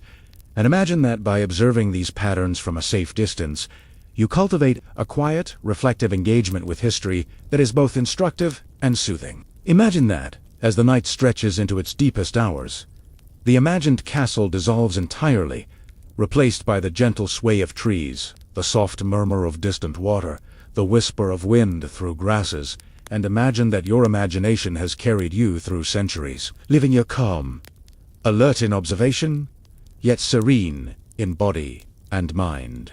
Imagine the subtle fading of light into darkness, the soft closing of imagined windows and doors, the gentle hush of corridors emptied of courtly activity, and imagine that the rhythms of your own body breathing, heartbeat, and consciousness begin to synchronize with this quiet, expansive world. Imagine that the stories you have followed, of schemes, betrayals, and subtle manipulations, are now simply gentle echoes, reverberating quietly in your mind, carrying no threat, only the hypnotic cadence of narrative, the soft layering of historical insight, and the soothing unfolding of time. Imagine that Anne Boleyn, Elizabeth Woodville, Catherine de' Medici, and other queens you have imagined now rest in memory rather than in action, their experiences serving as a calm, reflective guide to human observation, awareness, and subtle strategy. And imagine that this shift allows your mind to drift lightly, carried along by gentle patterns, familiar imagery, and slow, rhythmic thought. Imagine the faint sounds of distant streams, the soft rustle of leaves, the occasional bird in the night, the whisper of wind through tall grass, and imagine that these natural rhythms reinforce the hypnotic calm that has settled over you, blending the sensory richness of imagination with the soothing textures of night, body, and mind. Imagine that as your consciousness drifts, the sharp edges of intrigue and ambition soften the intensity of observation, becomes a gentle awareness, and the hypnotic patterns of past and present coalesce into a slow, enveloping rhythm that carries you effortlessly toward deeper rest. Imagine that your thoughts, once active and alert, now follow gentle loops. The soft patter of slippers on stone, the faint rustle of gowns, the quiet clatter of distant servants, the flicker of candlelight and shadow, all cycling smoothly, predictably, soothingly, as the mind unwinds and the body relaxes. Imagine that the stories of queens, schemes, alliances, and subtle manipulations have now become a lullaby. Each observation, each detail, each subtle plot forming a note in a slow, unbroken melody of history, consciousness, and calm. Imagine that, as your mind continues to drift, the imagined corridors, chambers, and gardens have melted into gentle shapes and impressions, shadows and textures that no longer demand active attention.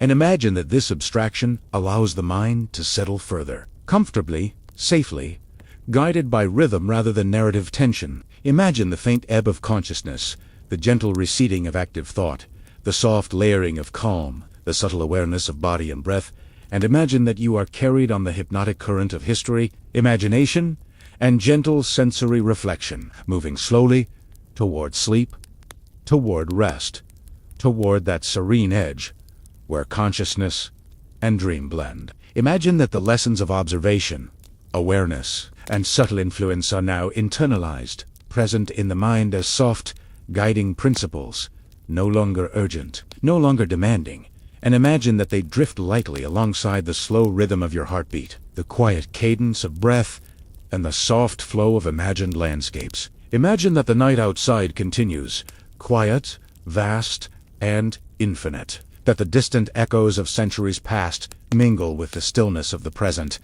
and that you are suspended comfortably between them, observing without effort, imagining without urgency, resting without worry. And imagine that this gentle suspension allows the final traces of alertness, tension, and thought to dissipate slowly, leaving only calm, warmth, and slow, steady relaxation. Imagine that the stories of queens, of intrigue, of secret letters and subtle manipulations have become a soft echo, a gentle background hum that reinforces tranquility, that provides structure to drift, that soothes the mind. And imagine that each imagined step through corridors, gardens, and chambers now flows effortlessly into the rhythm of sleep. Imagine that the soft textures, scents, and sounds of this imagined medieval world, the cold stone, the flickering candles, the rustle of silk, the gentle murmur of voices, the faint scent of herbs merge seamlessly with your own sensory experience, reinforcing calm, relaxation, and a sense of connection across time, space, and imagination. Imagine that the strategies, awareness, and subtle intelligence of these queens, once urgent and vital in their own world, now serve as meditative patterns for your own mind, gentle rhythms of observation, reflection, and understanding, carrying you deeper into quiet rest. Imagine the final, slow blending of light and shadow, sound and silence, thought and rest, imagination and reality, as you drift toward a deeper, more restful state, carried by centuries of observation, intrigue, and hypnotic narrative. And imagine that this calm, reflective immersion continues effortlessly, allowing the mind, body, and spirit to settle, relax, and float gently into sleep, carried by the subtle, unbroken rhythm of history, story, and imagination. But that's for the final whispers of night to carry you fully. Imagine that the morning sun rises slowly over the bustling streets of an ancient Roman city, the warm light spilling across stone buildings, mosaics glinting faintly, and the faint hum of merchants preparing their wares drifting through narrow alleyways. Picture yourself there walking carefully over uneven cobblestones, the scent of smoke from cooking fires mingling with the earthy aroma of damp stone, and imagine that you are headed toward one of the city's grandest establishments, the public baths. Imagine that these baths, vast and imposing, rise like monuments to luxury and leisure, their marble steps, polished by generations of feet, their columns stretching upward carved with intricate designs, and the gentle sound of water trickling from fountains greets you before you even reach the entrance. Imagine that the doors are heavy, carved of wood and metal, and as you push them open, a wave of warmth and moisture hits you, mingling with the faint temps of sweat, the subtle scent of oils and perfumes, and the unmistakable smell of unwashed bodies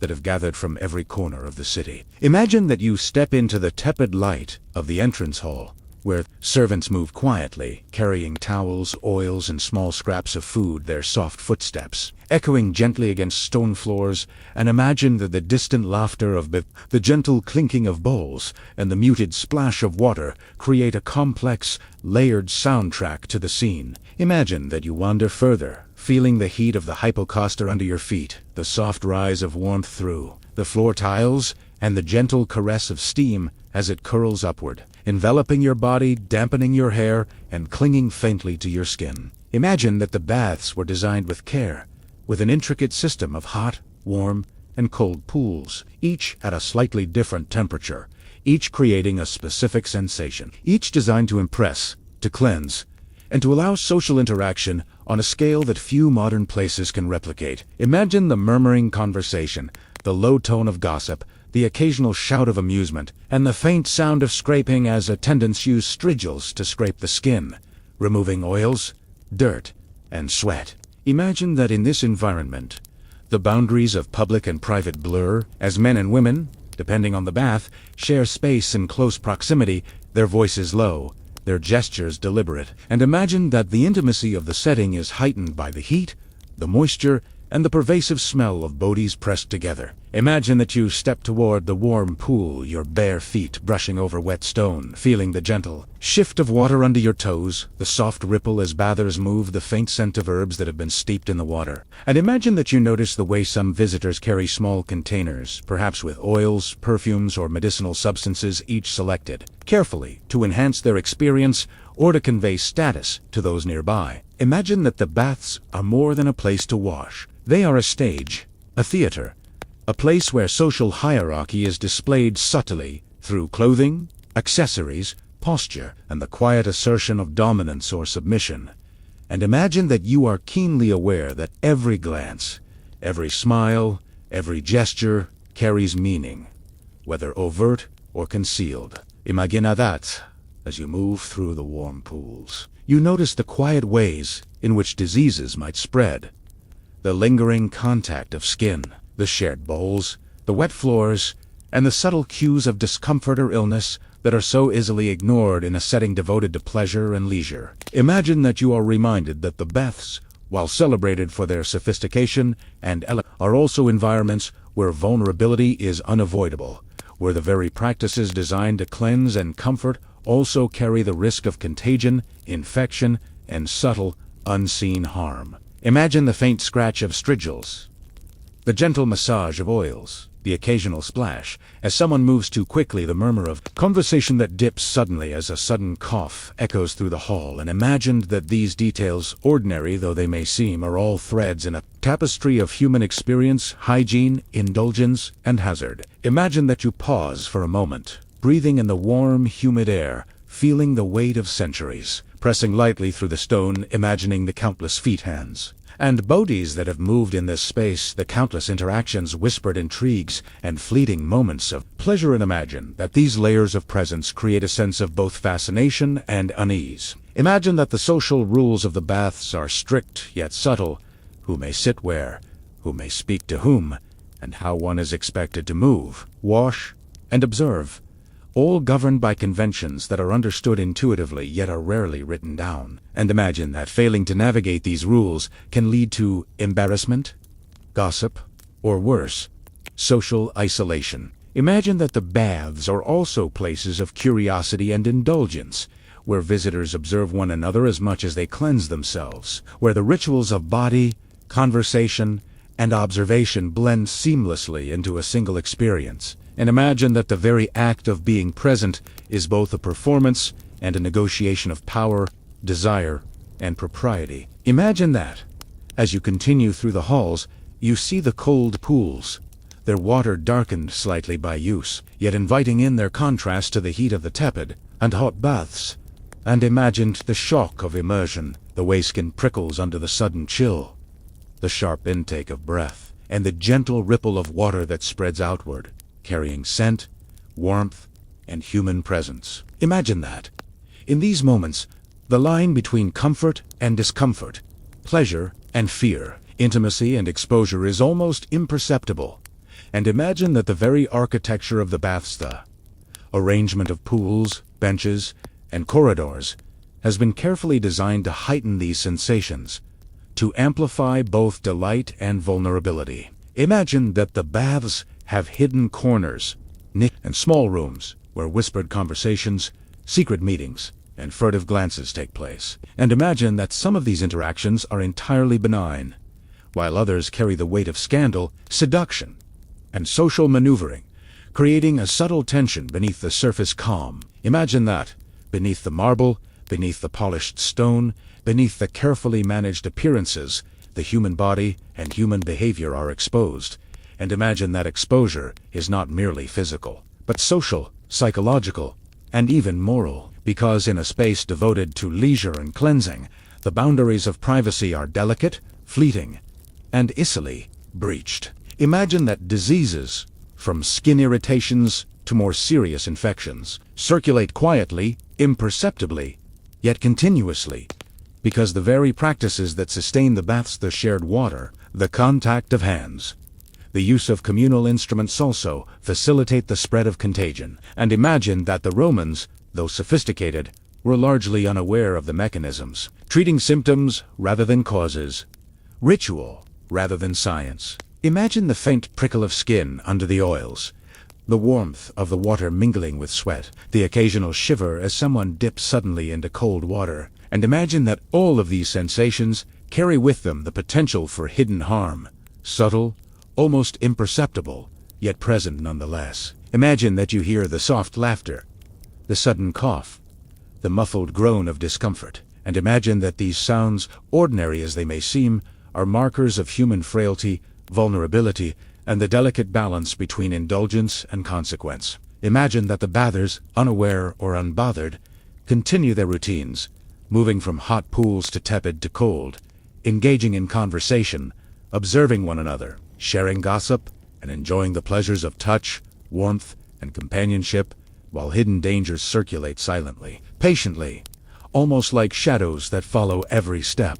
Imagine that some bathers, more daring, more curious, explore the edges of propriety, the corners where the gaze lingers, the moments where a whisper, a touch, or a glance carries double meaning. And imagine that these behaviors tug subtle ripple through the environment, influencing perception, reputation, and the quiet hierarchy that governs interactions. Imagine that the attendants trained to maintain both order and indulgence move through the baths, with practiced grace scraping, washing, and observing their actions, simultaneously functional, social, and performative. And imagine that they themselves navigate a delicate balance, aware that their proximity to the intimate and the dangerous carries both risk and influence. Imagine that some visitors use oils, perfumes, and herbal concoctions to enhance beauty, mask odors, or soothe the skin. And imagine that these substances are sometimes used strategically to attract, to manipulate, or to convey wealth and sophistication, creating layers of subtle interaction that are as important as the bathing itself. Imagine that beneath the ritual, beneath the surface, there is a world of perversion, desire, and clandestine behavior that the architecture of the baths enables, whether through shadowed niches, hidden stairways, or the anonymity of the crowded pools.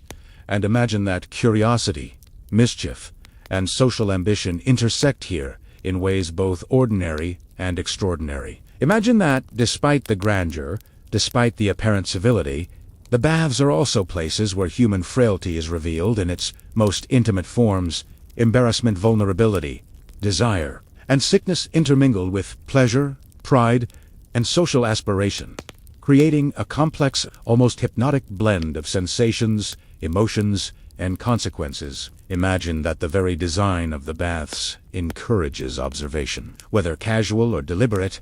The placement of benches, the openness of pools, the narrow corridors, all facilitating subtle surveillance and quiet appraisal of behavior, appearance, and social standing.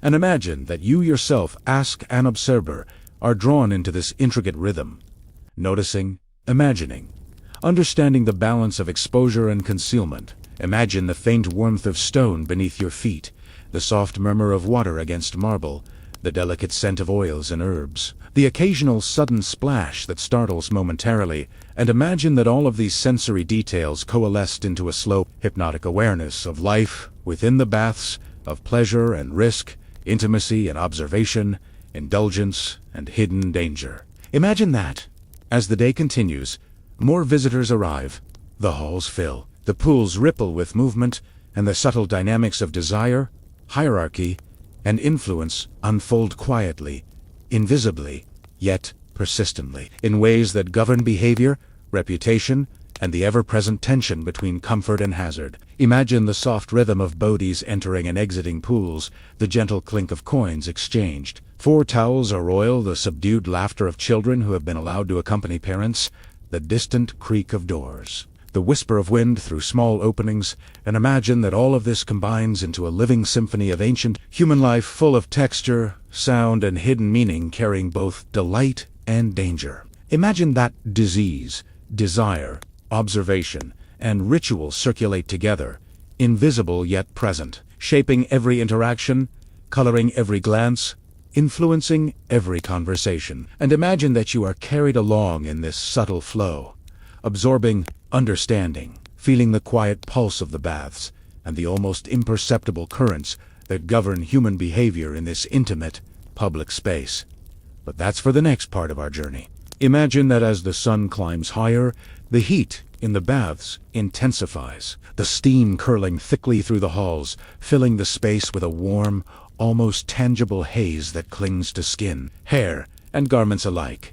And imagine that you can feel it brushing against your arms and legs, curling softly around your face, seeping into the pores of your skin, and carrying with it the faint but persistent aroma of sweat, oils, and damp stone. Imagine that you move carefully, observing each bather with curiosity and quiet caution, aware that beneath the laughter, conversation, and gentle splashing, there are subtler currents, almost imperceptible but persistent, like shadows brushing against the edge of awareness. Imagine that in the corners and the shadowed niches, some bathers engage in behaviors that would shock a visitor, unprepared for the social, sexual, and moral complexity of the baths, secret touche, whispered exchanges, fleeting glances charged with meaning, and acts of indulgence that are at once hidden and entirely visible to those with careful eyes. Imagine that these acts, though often concealed by the crowded pools and rising steam, leave traces. The lingering scent of oils, the faint mark of attention on skin, the way someone shifts subtly to avoid or encourage observation. And imagine that the very architecture of the baths, the openness of the pools, the hidden corners, the carefully placed columns both enables and conceals these interactions. Imagine that while many of these behaviors are innocent, playful, or socially sanctioned in subtle ways, others carry the risk of scandal, disease, or social retribution. And imagine that navigating these possibilities requires a delicate understanding of human desire, hierarchy, and discretion. Imagine that the water itself, though often perceived as cleansing, is a complex medium carrying warmth, minerals, scents, and invisibly countless microorganisms, some harmless, others less so. And imagine that the Romans, though sophisticated in engineering and plumbing, had little knowledge of these invisible dangers, treating illness after it appeared rather than preventing it. Imagine that in the warm pools, subtle interactions between bathers create an environment ripe for contagion. Eskin. contactos skin. Contact shared vessels for oils or perfumes, and the constant movement of bodies through heated moist spaces, all facilitating the spread of disease, though unperceived at the time. Imagine the faint irritation of skin under repeated scrubbing. The occasional redness from hot water, the subtle discomfort that some bathars ignore or conceal, and imagine that these minor sensations, combined with persistent exposure, create ideal conditions for infections, ranging from fungal to parasitic, subtly weakening those who frequent the baths regularly. Imagine that even respiratory illnesses may spread, the warm, humid air carrying droplets from coughs, sneezes, and whispered speech, circulating endlessly, imperceptibly through the chambers, as bathers continue their routines, largely unaware. Imagine that, in addition to disease, there are other hidden hazards.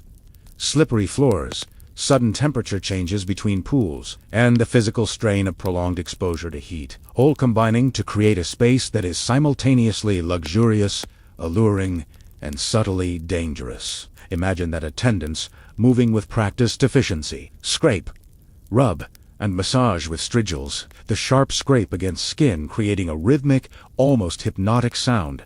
And imagine that in this repetitive motion there is both cleanliness and risk, as shared tools may carry unseen contaminants, transferring oils, skin particles, and microorganisms from one bather to another.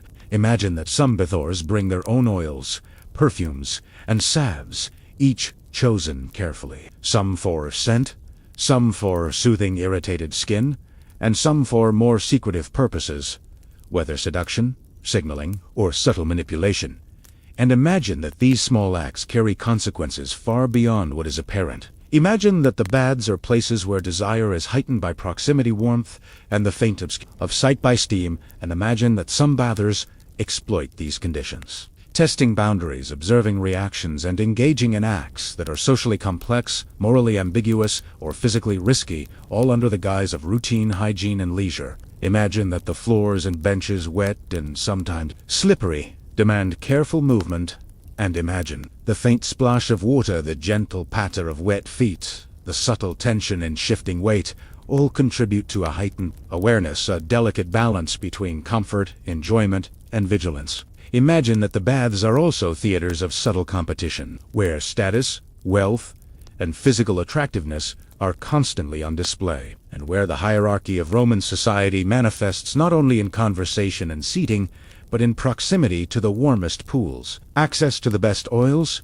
and the attentiveness of attendants, all of which carry subtle social power. Imagine that the scent of perfumes, herbs, and oils mingles with the natural odors of hundreds of bodies, creating a complex olfactory tapestry, and imagine that some bathers deliberately manipulate this environment, enhancing or masking their own presence, conveying messages, or subtly asserting influence over observers, whether consciously or unconsciously. Imagine that the architectural design itself encourages subtle observation. Narrow corridors, carefully angled benches, elevated platforms, and hidden niches allow those with practiced eyes to see more than others, to interpret gestures, movements, and glances, and to predict behavior in ways that are both strategic and instinctive. Imagine that some bathers use these opportunities for personal gain, courtship alliances, information gathering, or influence, all facilitated by the intimacy of shared water, warmth, and touch.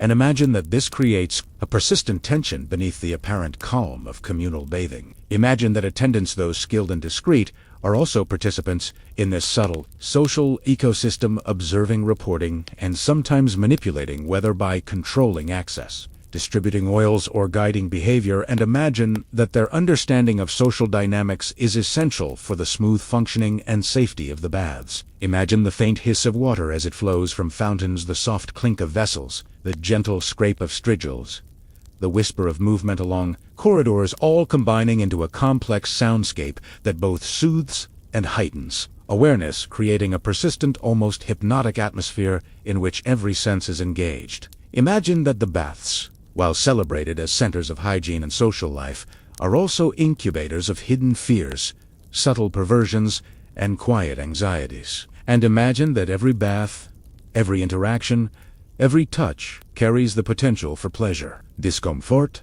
contagion, or scandal, often simultaneously. Imagine that the warm pools conceal countless microorganisms that the humid air fosters fungal growth, and that minor abrasions, cuts, or scratches can quickly become infected in the moist, crowded environment. Yet these risks are largely invisible to those who enter, making the baths both irresistible and perilous. Imagine the delicate balancing act of human desire, physical vulnerability, social hierarchy, and personal hygiene, all occurring in a single space.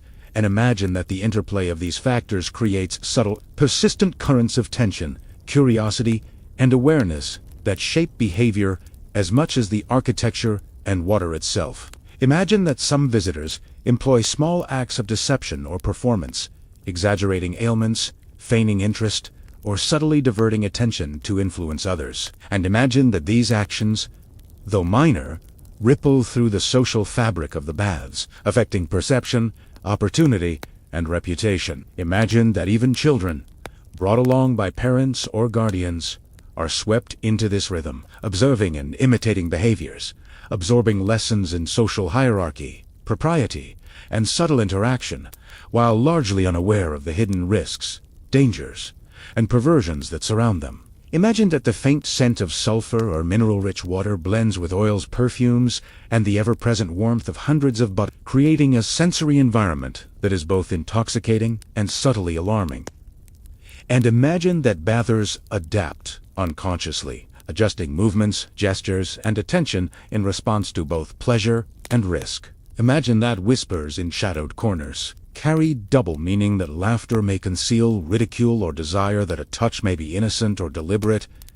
And imagine that you, moving quietly through the pools, are constantly interpreting, predicting, and observing, your awareness sharpened by the subtle cues embedded in each movement, glance, and gesture. Imagine that attendants sometimes manage access to warmer pools or more desirable spaces based on subtle signals, relationships, or bribes.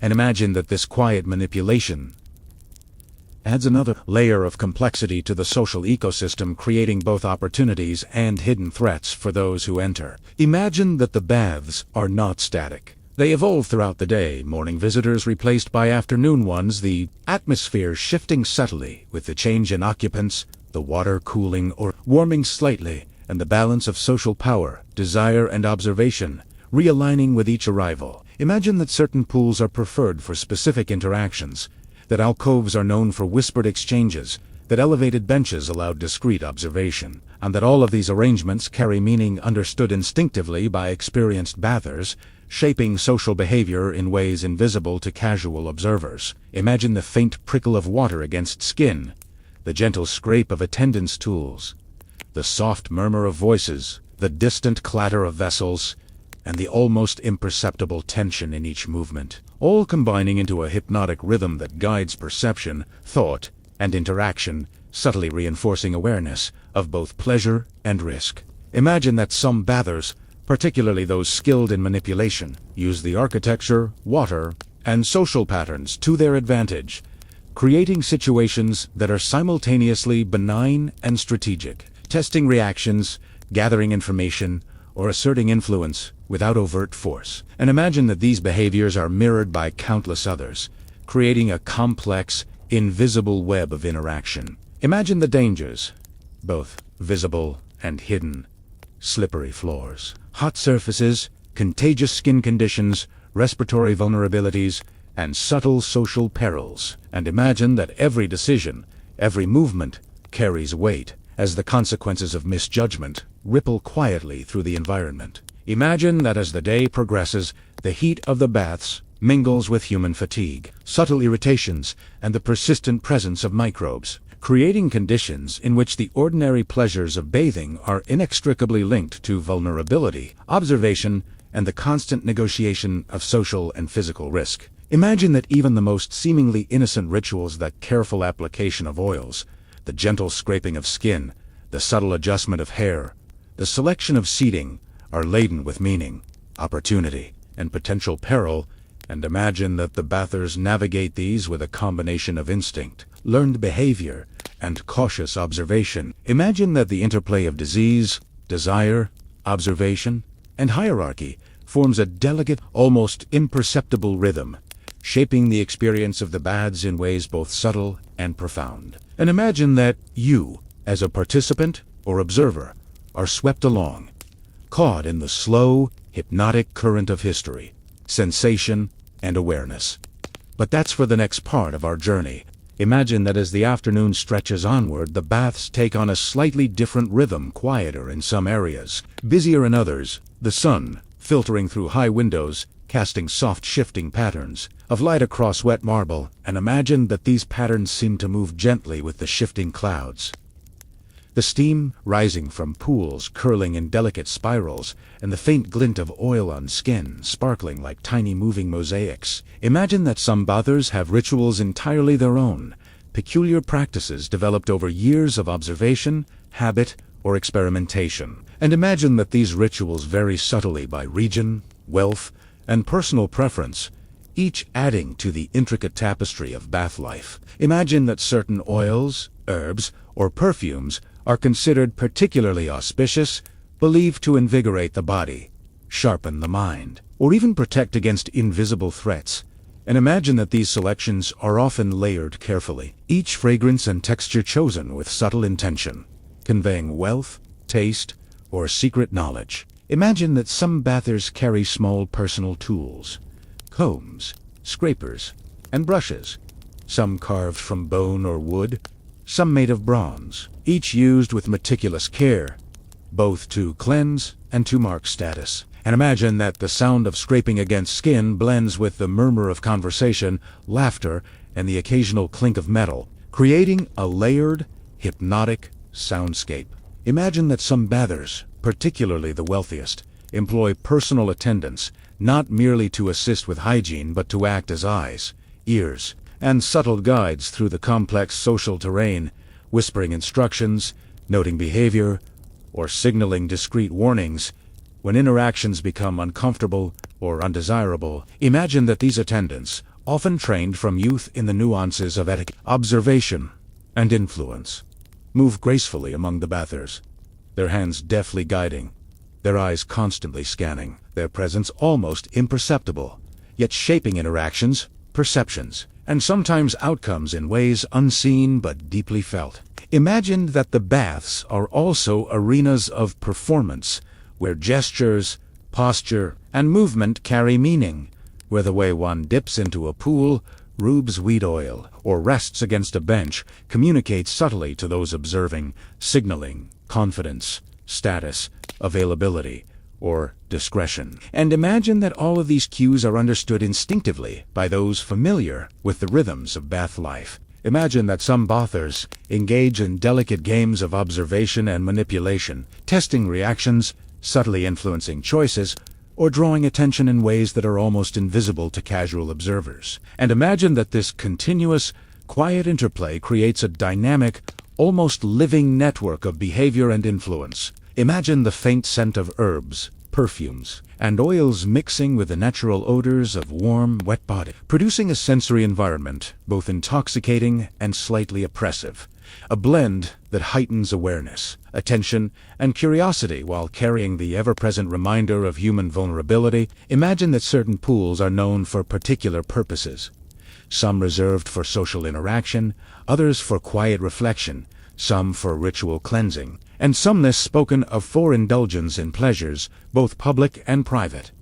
And imagine that this subtle zoning, though unmarked, is understood instinctively by regular visitors. Imagine that the baths are also places of storytelling and rumor, whispers circulating quickly among attendants and bathers alike, gossip passing in shadowed corners, subtle judgments forming in the steam. And imagine that these stories often carry more weight than the spoken word, shaping perceptions, alliances, and social hierarchies in ways unseen yet profoundly felt. Imagine that certain customs surprising to modern eyes were routine, men and women sharing pools at particular times, children moving freely under the watchful eye of parents, citizens of different social classes, converging in shared space, and all of these interactions following rules, unwritten yet understood, delicate, subtle, and necessary for social harmony. Imagine that some bathers, particularly those of influence or curiosity, explore more unusual practices, experimenting with combinations of oils, herbs, and heat, testing the limits of social norms, or engaging in fleeting, almost imperceptible acts of indulgence or flirtation, all conducted with a mixture of discretion and daring. Their behavior a dance between propriety and desire. Imagine that bath attendants, aware of both social and physical risks, often develop private signals, gestures, or codes to warn, guide, or manipulate their subtle communication, blending seamlessly into the rhythm of the baths, unnoticed by most, yet shaping interactions in profound ways. Imagine that certain rituals were designed for effect rather than hygiene, pouring water in a particular way, layering oils in specific sequences, or using scrapers with deliberate pressure and rhythm, all creating a sensory experience that could impress, influence, or subtly dominate observers. Imagine that some bathars carry small personal tokens, charms, amulets, or notes, hidden in folds of cloth or beneath robes, intended to convey messages, offer protection, or attract attention in ways invisible to casual observers. And imagine that these tokens often have meanings understood only by a small circle, adding another layer of intrigue to the environment. Imagine the subtle hierarchy of seating where proximity to warmer pools, elevated benches, or attentive attendants conveys status, privilege, and influence. And imagine that even those unfamiliar with these cues quickly sense their importance, adjusting posture, movement, and interaction accordingly, almost unconsciously. Imagine that the baths are also spaces of education. Young men and women observing the behaviors, gestures, and interactions of older bathers, learning the rhythms of social interaction, hierarchy, and subtle persuasion, internalizing lessons in observation, judgment, and discreet influence that will serve them throughout life. Imagine that the architecture itself encourages subtle discovery. Alcoves, niches, elevated platforms, and stairways, providing vantage points for observation or privacy, guiding the behavior of bathers through spacelight and accessibility, all while maintaining the illusion of openness and freedom. Imagine that some bathers, particularly those attuned to the hidden dynamics of the baths, can read the intentions, status, and character of others almost instantly, interpreting posture, glance, and gesture with precision, while others remain unaware, vulnerable, and subject to manipulation, subtle influence, or gossip. Imagine that certain unexpected behaviors, such as the careful selection of an oil, the deliberate timing of a dip into a cold pool, or the subtle avoidance of a glance, carry meaning and influence far beyond their apparent simplicity. And imagine that these actions ripple quietly through the social fabric of the baths. Imagine that even the smallest acts, adjusting a towel, inhaling deeply, leaning slightly forward, or allowing a hand to linger momentarily, can convey confidence, assert dominance, signal desire, or demonstrate knowledge of social rules. And imagine that these seemingly minor gestures are read with precision by those who are experienced in the unspoken language of the baths. Imagine that the baths are also places of hidden risk, where diseases, parasites, and infections circulate silently, amplified by warmth, moisture, and close contact. And imagine that some bathers develop rituals, both overt and subtle, to minimize exposure, ranging from selective seating to careful cleansing and strategic use of oils. Imagine that others, less courteous, ignore these risks, indulging freely in warmth, touch, and movement, their exposure imperceptible yet persistent. And imagine that this balance of caution and indulgence shapes the rhythm of social interaction, influence, and reputation. Imagine that some bathers, particularly those of high social standing, use the baths as spaces to conduct subtle negotiations, alliances, or discreet meetings, speaking softly, exchanging glances, and using gestures that convey far more than words could, all in the comforting haze of warmth, water, and steam. Imagine that these interactions, though hidden in plain sight, have real consequences. Decisions made, relationships altered, reputations built or damaged, all in a space that is simultaneously mundane, intimate, and delicately charged with human ambition and desire. Imagine that some bathers carry knowledge of these hidden currents, moving with intention, grace, and subtlety, while others, unaware, drift through the same waters, subject to influence, observation, and manipulation. Their vulnerability heightened by pleasure, warmth, and sensory engagement. Imagine that attendants, too, play roles in shaping these hidden dynamics, guiding, observing, and sometimes orchestrating interactions.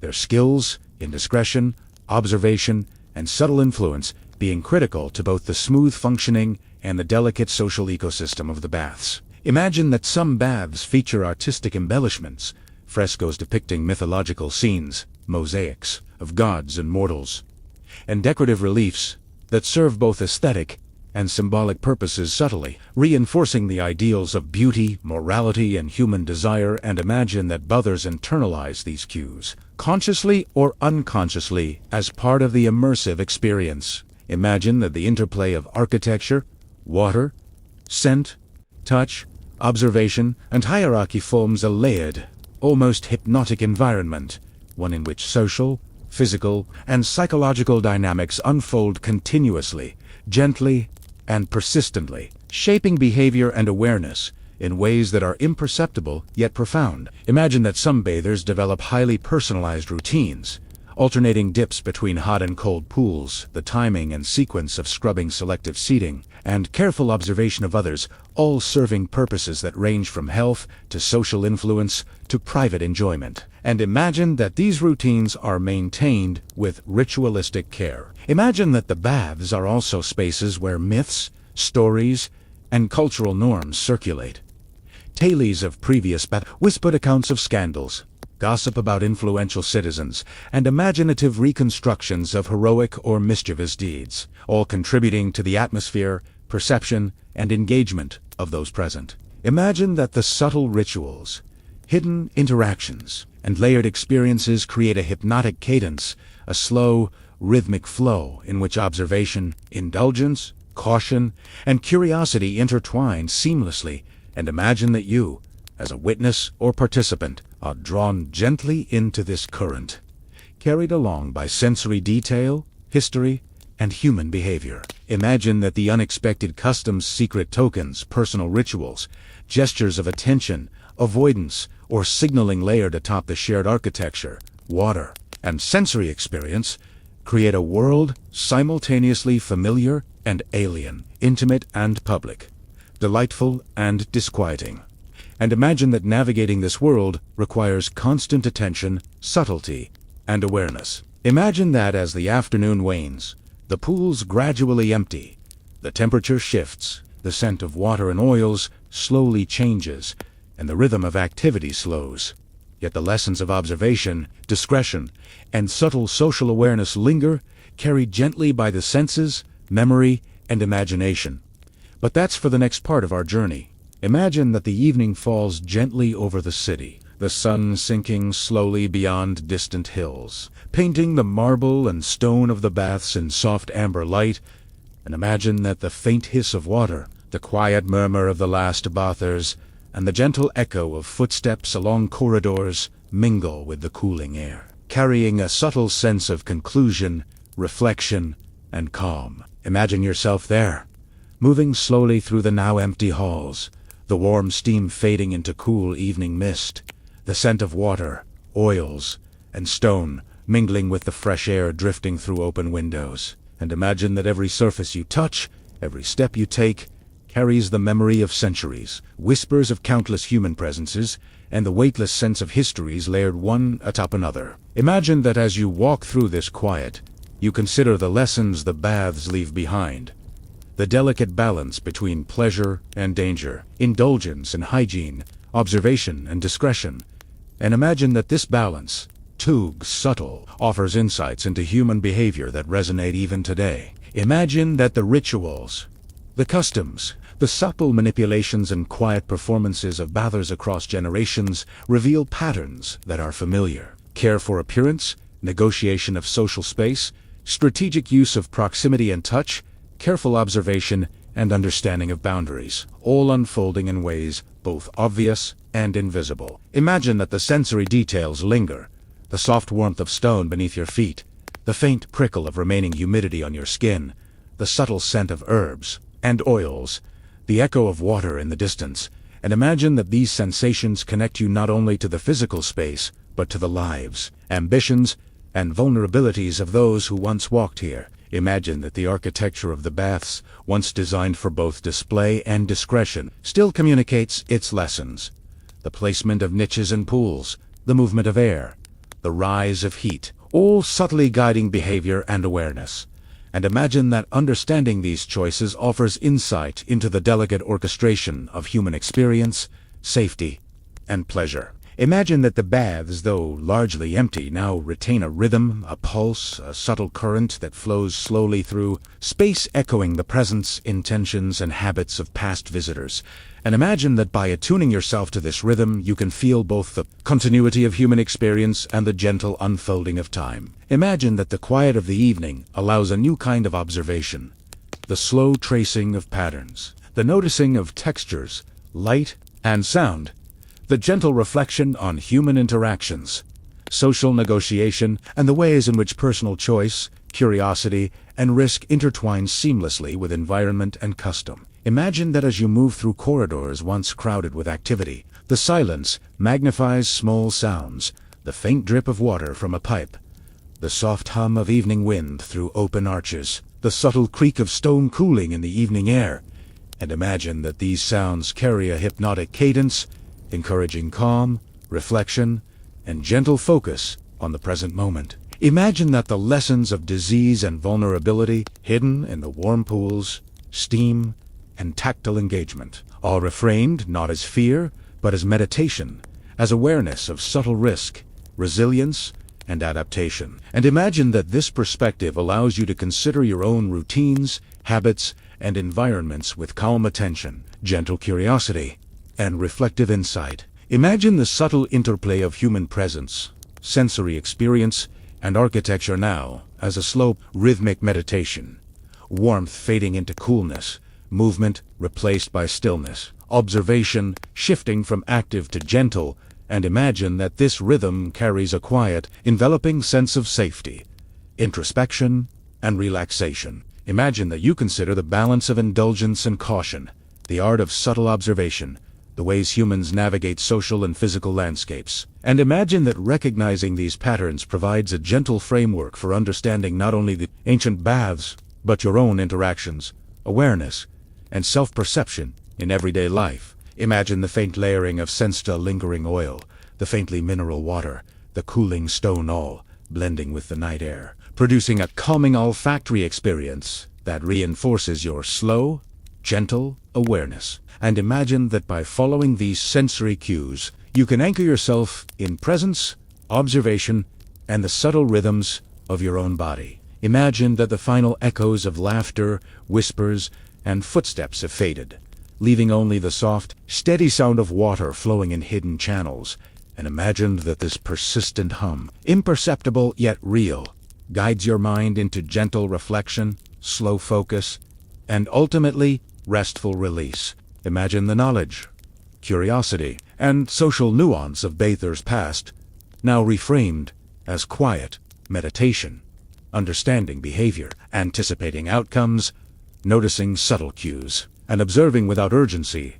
And imagine that this reframing encourages a state of calm attentiveness, gentle contemplation, and mindful presence. Imagine that even the previously hidden acts, the secret glances, whispered exchanges, delicate manipulations, now carry less intensity, more curiosity, more reflective insight. And imagine that these patterns, once urgent and socially charged, are now soft, almost abstract lessons, whispering rather than demanding and guiding thought without tension. Imagine the faint texture of stone under your fingertips, the residual warmth of the baths, the cool air brushing gently against skin, and imagine that these tactile sensations reinforce relaxation, awareness, and the subtle meditation of body and mind.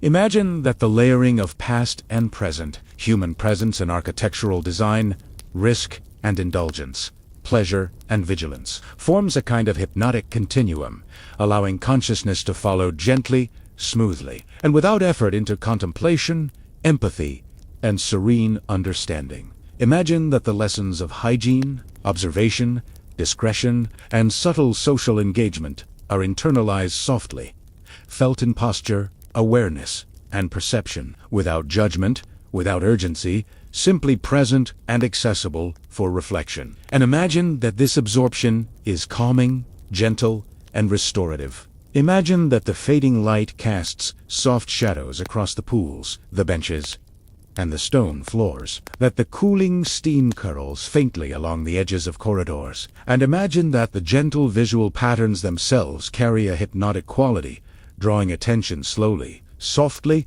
rhythmically, without effort, encouraging reflection, relaxation, and gentle detachment from immediate thought. Imagine that the architecture and layout of the baths, once alive with movement, sound, and smell, now provide guidance in subtle meditation. The careful curves of stairways, the gentle gradient of floors, the position of pools and niches, all blending into a slow, fluid rhythm that encourages observation, mindfulness, and mental calm. Imagine that the faint residual warmth, the echo of water, and the lingering scent of oils become markers of presence, history, and sensory reflection, guiding awareness gently. And imagine that these cues allow attention to settle, thoughts to drift, and mental patterns to align with calm, slow, and quiet rhythm. Imagine that you notice the faint interplay of light and shadow, the subtle movements of steam, the soft reflection of marble surfaces, and imagine that these visual textures themselves provide meditation, hypnotic repetition, and gentle grounding in both space and sensation. Imagine that even the subtle social lessons, the quiet negotiation of status, discretion, and influence observed in the baths, are reframed now as patterns of human awareness, gentle observation, measured response, careful attention to environment and behavior, and imagine that these patterns carry insight, subtle guidance, and calm reflection without urgency. Imagine that the faint rhythm of your own breath, the soft beat of your heart, the gentle presence of your own body, aligns slowly with the cadence of the baths, flowing water, cooling air, lingering warmth, and the quiet hum of human life, past, present, and imagined. And imagine that this alignment encourages a state of mental calm, awareness, and reflective serenity. Imagine that as night deepens, the baths themselves seem to exhale, releasing their heat, their moisture, their residual presence, leaving only quiet stone, faint scent, and the gentle echo of water. And imagine that this exhalation encourages a sense of release, calm, and effortless presence. Imagine the subtle textures of walls, floors, and columns, smooth marble, cool stone, faintly worn steps, softly engraved reliefs, and imagine that tracing these textures in mind, feeling them with imagination, encourages a gentle, meditative focus, soothing the mind and body simultaneously. Imagine that the distant remnants of human activity, the faint scratch of the whisper of conversation, the gentle movement of a tendon linger softly in memory, now abstracted, quieted, and calming. And imagine that these echoes guide attention gently, creating a hypnotic rhythm conducive to contemplation and rest. Imagine that the lessons of vigilance, awareness, hygiene, discretion, and subtle social influence are absorbed without effort, integrated softly into perception, and imagine that this absorption provides insight, mindfulness, and a slow, reflective release of tension, worry, and mental activity. Imagine that the cooling pools reflect the pale light of the evening sky, the faint shimmer of remaining water catching the last rays, and imagine that these reflections, soft and rhythmic, encourage slow, hypnotic observation, gentle awareness, and a quiet drift of thought toward calm and rest. Imagine that even the hidden perversions, the secret glances, and the delicate manipulations observed in earlier hours are now softened into abstraction, curiosity, and reflection, carrying no tension,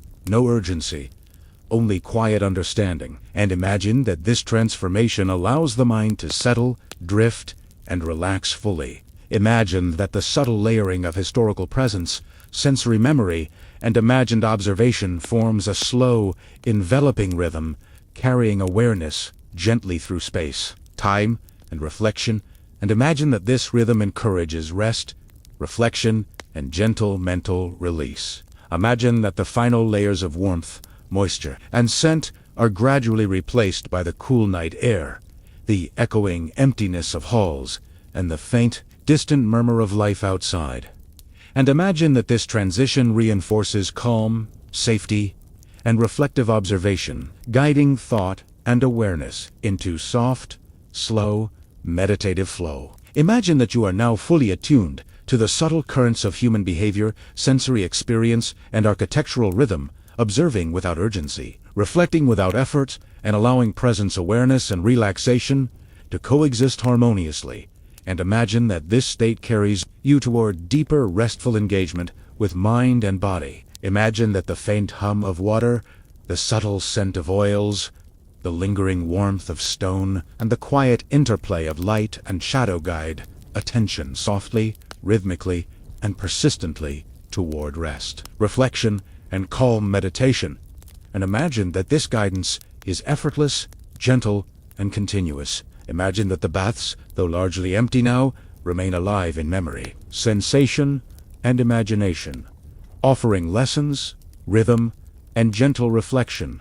And imagine that these lessons, absorbed softly, carry insight into human behavior, vulnerability, and subtle social interaction without urgency, judgment, or strain. Imagine that the faint prickle of remaining humidity, the echo of footsteps, the residual warmth of pools, and the soft play of evening light provide markers for slow, meditative awareness guiding thought, gently, rhythmically, and without effort. And imagine that these markers help align mind, body, and imagination in a subtle, restorative cadence. Imagine that even the hidden dynamics, the subtle manipulations, and the nuanced rituals of past bathers are now reframed as gentle abstractions, patterns of observation, interaction, and presence, carrying insight, calm, and slow reflection. And imagine that this reframing encourages restful, hypnotic mental flow. Imagine the faint layering of scent, sound, texture, and light forming a continuous, gentle rhythm guiding attention effortlessly. And imagine that this rhythm encourages presence, reflection, and calm relaxation in both mind and body, carrying awareness gently toward sleep. Imagine that, as the night deepens, the final echoes of human activity fade into memory, leaving only soft stone, faint water, gentle scent, and slow, unbroken awareness. And imagine that in this stillness, the lessons, reflections, and subtle rhythms of the baths merge seamlessly with your own breath, heartbeat, and consciousness, forming a slow, hypnotic cadence. Imagine that the soft interplay of memory, observation, and sensation continues, carrying thought gently, encouraging calm reflection, and guiding the mind into slow, effortless, restorative rest. And imagine that this flow is persistent, continuous, and comforting, enveloping body, mind, and imagination alike. But that's for the next part of our journey. Imagine that the night has settled fully over the city, the moonlight filtering through high windows and reflecting faintly off the remaining water in the pools, creating soft silver patterns on the walls and floors. And imagine that the faint whisper of wind drifts through open arches, carrying the subtle scent of cooling stone, distant smoke, and the lingering perfumes and oils of the day. Imagine that the baths, though empty now, hold echoes of every footstep, every touch, every whisper, every soft scrape of strigils that has ever occurred within their walls. And imagine that these echoes mingle, layering upon one another, forming a subtle, almost imperceptible rhythm that carries through air, stone, and memory. Imagine that you move slowly along the corridors, fingertips brushing lightly over cool marble, tracing the delicate patterns carved into columns and reliefs, noticing the subtle undulations of the floor beneath your feet, the gentle curve of steps, and imagined that each sensation is magnified, softened, and carried gently into awareness, guiding attention softly and rhythmically. Imagine the faint smell of warm water mingling with cooling air, the residual scent of oils, herbs, and sweat lingering in niches, corners, and along the edges of pools.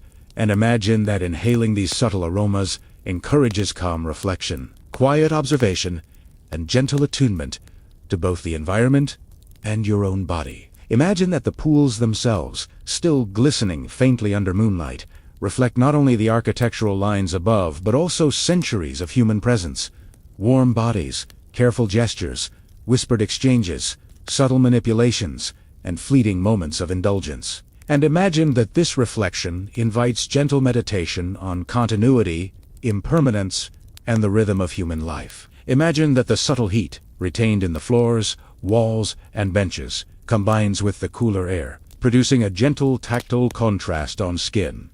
a faint reminder of both comfort and imagine that this duality encourages reflection, measured attention, and a slow, deliberate rhythm of thought. Imagine that the faint echo of water, dripping slowly from a pipe or running along a hidden channel, creates a continuous, gentle auditory pattern, merging with soft wind, distant night sounds, and residual echoes of human movement, forming a layered soundscape that guides attention and awareness toward calmness, observation, and gentle introspection. Imagine that each step, each breath, each subtle movement of the body through this quiet space reinforces awareness of presence, reflection, and sensory engagement.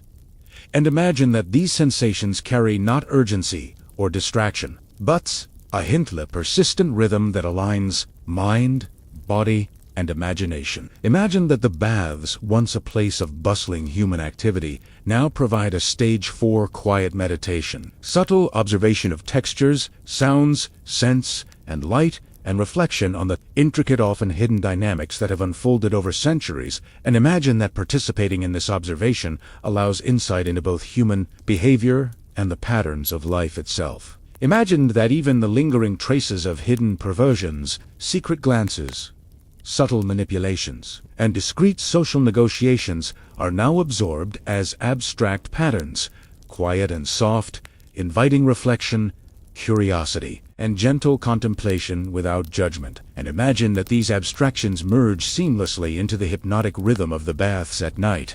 Imagine that the faint warmth of the last pools, the residual humidity in niches, and the subtle thermal currents along walls guide awareness subtly, rhythmically, and continuously, encouraging slow, restorative attention to sensation, environment, and the flow of time. And imagine that this guidance aligns with the natural rhythm of breath and heartbeat. Imagine the gentle layering of memory and imagination, past and present, observation and reflection, carrying attention smoothly through sensation, thought, and subtle insight.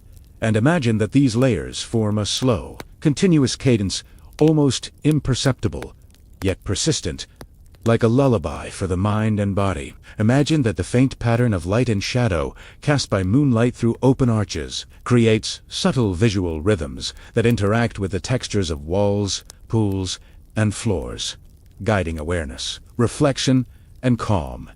And imagine that this interaction encourages gentle mental drift, letting thoughts settle without effort. Imagine that the lessons of hygiene, risk, social observation, discretion, indulgence, and interaction observed in past hours and centuries are reframed now as meditative patterns, quiet principles of human behavior, subtle rhythms of attention and reflection. And imagine that integrating these patterns gently encourages mindfulness, insight, and restful observation. Imagine the gentle contrast between the residual warmth of stone and water and the cool night air brushing your skin, the faint movement of hair in soft currents, and the slow unfolding of awareness across body and mind, all guiding the senses toward relaxation, calm, reflection, and restful presence. Imagine that even the hidden dangers once circulating in warm pools, microbes, skin irritations, respiratory irritants are now understood as gentle metaphors for the subtleties of human vulnerability, imperfection, and awareness, encouraging reflection, curiosity, and measured engagement without urgency, judgment, or stress. Imagine that the faint ripple of water across remaining pools, the delicate reflection of moonlight, the subtle contrast of textures, and the lingering scents combine into a hypnotic field of sensory rhythm, encouraging slow, deliberate, and restorative mental drift. Imagine that your own body, attuned gradually to this environment, aligns with the subtle rhythm of space, heartbeat slowing, breath deepening, muscles relaxing, awareness softening. And imagine that each sensation, each observation, each abstract reflection reinforces calm, safety, and gentle presence. Imagine that the quiet patterns of human behavior, subtle manipulations, gestures, and social dynamics previously observed are now absorbed as meditative insight, gentle lessons in observation, perception, attention, and presence, allowing understanding without urgency or pressure. And imagine that this absorption guides thought towards slow, restorative, and hypnotic mental states. Imagine the subtle layering of sensory experience: warmth feigning, air cooling, water stilling, scent softening, sound echoing faintly, light dimming slowly. And imagine that these layers combine into a continuous, gentle rhythm that carries mind and body toward relaxation, reflection, and slow, hypnotic awareness. Imagine that even the subtle architectural cues, the careful placement of niches, pools, benches, and corridors, the curves, steps, and reliefs, now guide attention, reflection, and sensory awareness gently, rhythmically, and persistently, encouraging observation, presence, and meditative calm. Imagine that the faint memory of human presence, interaction, indulgence, and hidden behavior merges with sensory awareness, reflection, and imagination, creating a layered, continuous field of insight and calm. And imagine that this field encourages effortless engagement with both thought and sensation. Imagine that the gentle balance of heat and coolness, light and shadow, sound and silence, scent and absence of scent, all guide awareness gently, persistently, and softly, providing a continuous, hypnotic cadence for observation, reflection, and relaxation. Imagine that your breath, heartbeat, and attention now align with the subtle rhythms of the baths. The faint drip of water, the gentle echo of stone, the soft play of light and shadow, the residual warmth fading, and imagine that this alignment encourages a slow, hypnotic flow of mental calm. Imagine that even the abstract traces of past bathers' secret gestures, manipulations, whispers, and social games are now part of this hypnotic rhythm, carrying insight, curiosity, and reflective awareness without urgency or tension. And imagine that these patterns dissolve gently into calm attention, soft reflection, and restorative presence. Imagine that the slow fading of scent, warmth, and sound mirrors the gradual slowing of attention, thought, and sensation. And imagine that this fading guides the mind gently toward mental release, restful awareness, and a soft, hypnotic mental drift. Imagine that every sensory detail, the prickle of air, the faint warmth of stone, the echo of distant water, the subtle layering of scent and shadow contributes to a rhythm, continuous, enveloping, persistent, and soft, guiding the mind, body, and imagination toward calm, gentle, and restorative reflection. Imagine that as the moon arcs across the sky, light shifting slowly, the baths, though empty, continue to offer insight, rhythm, and gentle reflection. And imagine that this persistence carries a hypnotic quality that encourages continued observation, calm, meditation, and deepening rest. Imagine that even the tiniest details, the curve of a bench, the faint, worn texture of stone, the shimmer of residual water, the lingering aroma of oils carry subtle guidance for observation, awareness, and reflection.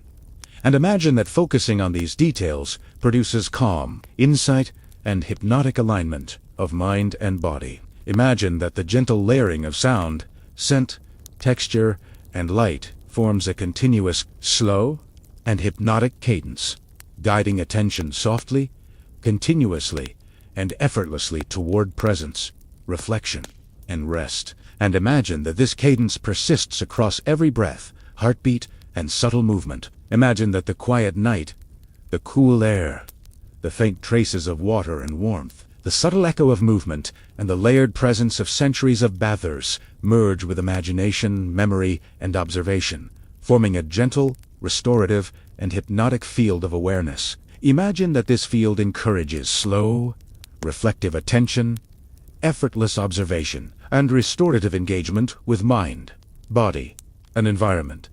And imagine that by allowing thought, sensation, and awareness to flow gently together, the mind drifts naturally toward calm, insight, and soft, restorative rest. Imagine that the faint layering of historical presence, sensory texture, and abstract observation forms a continuous enveloping rhythm carrying attention effortlessly, calmly, and persistently toward insight, awareness, and rest.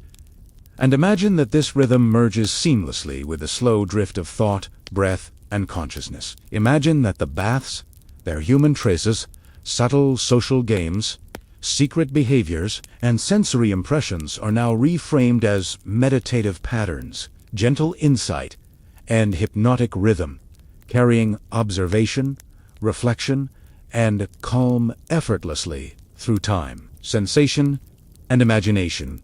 But that's for the next part of our journey. Imagine that as the night deepens further, the baths seem to settle into an almost living calm, the faint residual warmth of stone and water blending softly with the cool night air. And imagine that each step you take across the smooth floors is cushioned by silence, by history, by the lingering presence of countless human interactions that have shaped this space over centuries. Imagine the gentle echo of your own breath, the slow beat of your heart, and the soft friction of clothing or bare skin against cool marble, all merging seamlessly into the gentle rhythm of the empty baths. And imagine that this rhythm becomes a companion, guiding attention gently, softly, persistently. Imagine the faint scent of oils, herbs, and warm water now mingling with the night air, diffusing slowly, layering with subtle traces of stone, marble, and distant fires from the city beyond, creating a sensory tapestry that encourages observation, reflection, and deep, restorative calm. Imagine that the pools themselves, still shimmering faintly under moonlight, reflect not only walls and ceilings, but centuries of movement, whispers, laughter, splashes, secret touches, and subtle social negotiation. And imagine that contemplating these reflections carries a quiet, hypnotic insight into human nature, desire, and vigilance. Imagine that as your awareness drifts across these surfaces, the textures of marble, stone, and mosaic patterns invite attention, the smoothness beneath fingertips, the faint indentations of time, the gentle rise and fall of worn steps, all producing soft, rhythmic sensations that encourage mind, body, and imagination to align in quiet meditation. Imagine the faint layering of sound, distant water dripping, the soft whisper of wind through arches, subtle settling of stone.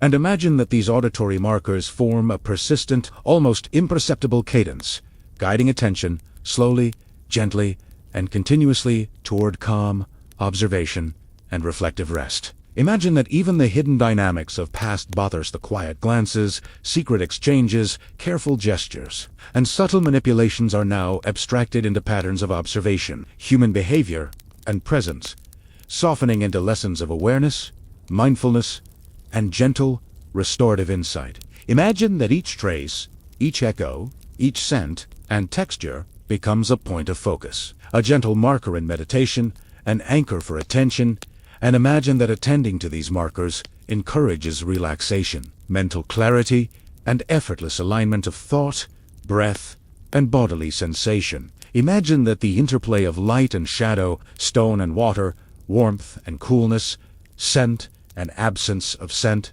merges into a continuous, enveloping rhythm, carrying attention and awareness gently, persistently, and hypnotically toward rest, insight, and reflective calm. Imagine that your own body, breathing slowly, heart beating softly, muscles releasing tension, aligns gradually with this rhythm. And imagine that this alignment reinforces awareness, restorative calm, and hypnotic drift toward deeper mental rest. Imagine that even the smallest details, the curve of a bench, the faint texture of mosaic, the subtle shimmer of residual water, the delicate play of moonlight carry a hypnotic quality, guiding thought, observation, and sensory awareness in soft, continuous flow. And imagine that focusing on these details allows mind, body, and imagination to synchronize with the gentle cadence of the baths. Imagine that the cooling stone, the slowly fading warmth of pools, the quiet settling of air, and the subtle layering of centuries of human presence merge into a unified sensory experience. And imagine that this unification encourages deep, reflective, restorative awareness, slowly dissolving tension, distraction, and mental chatter. Imagine the faint echo of movement from past bathers, subtly internalized, now reframed as abstract patterns of human attention, social negotiation, and discrete interaction, carrying lessons in observation, caution, indulgence, and discretion. And imagine that these lessons merge softly with present awareness, guiding thought gently, continuously, and without effort. Imagine that even the hidden dangers once present, the circulating microbes, skin irritations, subtle physical vulnerabilities, and social risks are now reframed as metaphors for awareness, balance, and careful engagement, their lessons absorbed without fear, tension, or stress, gently guiding reflection and meditation. Imagine the faint interplay of sensory memory, residual warmth, subtle humidity, the soft smell of oils, herbs, and stone, the quiet shimmer of pools under moonlight, each layer reinforcing calm, slow attention, and hypnotic drift toward restorative awareness. Imagine that the baths, though largely empty, hold a persistent pulse, a subtle current of history, sensory detail, and human presence. And imagine that, by tuning into this pulse, awareness, reflection, and rest unfold effortlessly, continuously, and gently. Imagine that the gentle layering of sensation, memory, and imagination forms a field of awareness, subtle, continuous, and restorative, guiding attention, thought, and perception toward calm observation, reflective insight, and slow,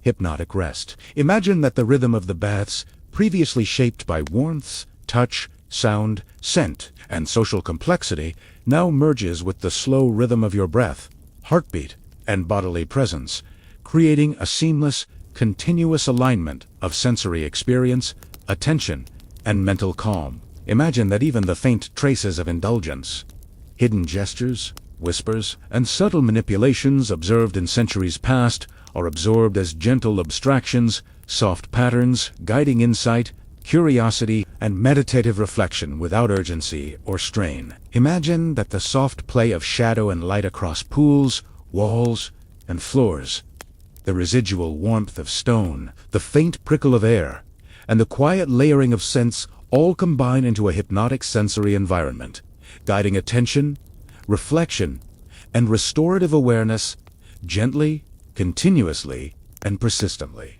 Imagine that even the subtle architecture columns, niches, steps, and corridors carries lessons in observation, flow, and spatial awareness, now reframed as meditative guidance, encouraging slow, effortless attention, calm observation, and deep restorative drift. Imagine that your own mental rhythm, your breath, heartbeat, and subtle bodily sensations are now fully attuned to the hypnotic pulse of the baths, the faint echoes of water, the play of light, the layered scent, and the gentle texture of stone and marble.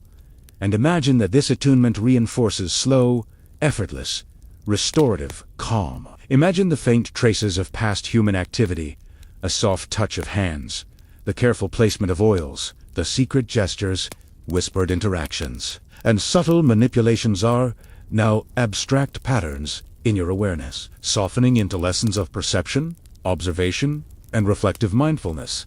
And imagine that these patterns guide attention gently, continuously, and without effort. Imagine the layered sensory environment temperature contrasts, tactile variation, faint odors, soft visual reflections, and subtle auditory echoes forming a continuous, enveloping rhythm that guides attention, thought, and awareness effortlessly toward restorative calm, reflective insight, and hypnotic mental drift. Imagine that even the faint memory of risk, vulnerability, disease, and social negotiation is now reframed as gentle awareness, subtle caution, and reflective observation, guiding insight, mindfulness, and hypnotic relaxation without urgency, judgment, or pressure. Imagine that the final glimmers of moonlight, the subtle shimmer of water, the quiet settling of stone, and the gentle layering of scent and air all merge into a continuous, hypnotic field, guiding mind,